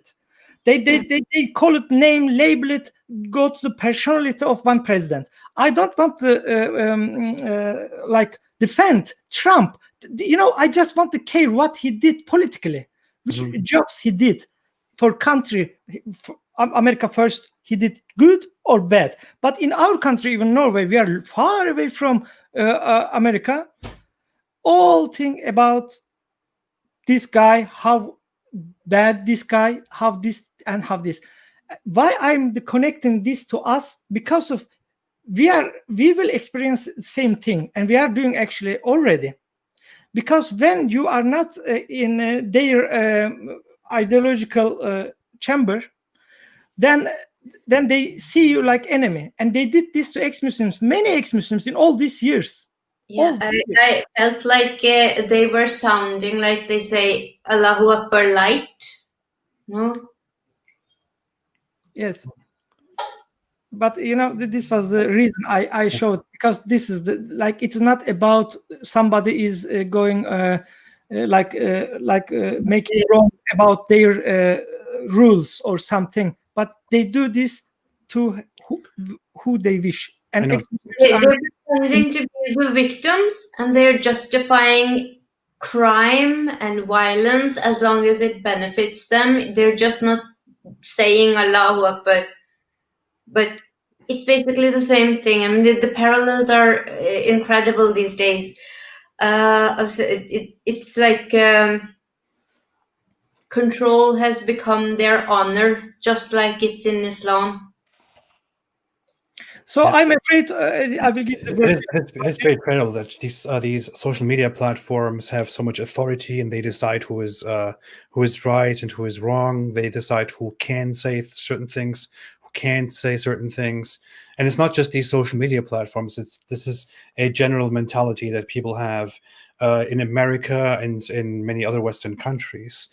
And it is politicians, companies, brands, social media platforms, they all have this attitude. They decide what is the right thing and what is the wrong thing to say, without being necessarily experts on, philosophy or political matters or any of that, political science, whatever it is. It is our freedom of speech, our conversations are in their hands. Yeah. And you clearly see that you cannot trust these people. And people can say, okay, if you don't like it, don't use it. If you don't, people can say these are private platforms, so who cares? But that's not the thing. These platforms try to become the new form of communication for everybody. They are trying to take over and be everyone's neighborhood, be everyone's street. They want everyone, all individuals, all organizations, all companies to be on these platforms and communicate through these platforms, identify themselves on these platforms, but then they kick you out of those platforms. So they kick you out of society if you have opinions which they don't like, while allowing others who are on their own political side to have opinions that are similar to ours or even worse. It just... Absolutely agree. And I don't know even this video survived. You don't obey. Hmm? If you don't obey, they are trying to take this technology and weaponizing it to have power. Yeah, yes. Yeah. And I'm afraid even maybe this video will not survive. We are living with, and what will happen to our Facebook page, what will happen because we have get many they said us, if you do one more time, we will close your page permanently. We don't know, but we will never give up. This is for humanity, and this is for all people, and including, of course, for Muslims. Have you last words, Rıdvan and Yeah, I will have to go, but I want to say... Being my prophet. Thank you so much. I am so happy. I've been for a couple of years, I've been nagging Jamal to invite you. And thank you, Jamal. So this has been a great pleasure. Thank you so much. It's very nice to meet both of you. It's a pleasure to have you, Rıdvan, and I hope we will see you in Norway soon, as soon as possible. And I hope we see you again in our one other conversation, maybe. I hope so. I would love to come to Norway. Really, it would be a pleasure for me. And welcome. It's a very nice journey. Thank you. Take care of yourself, and thank you all viewers, and see you in the next episode of Politically Incorrect. Bye.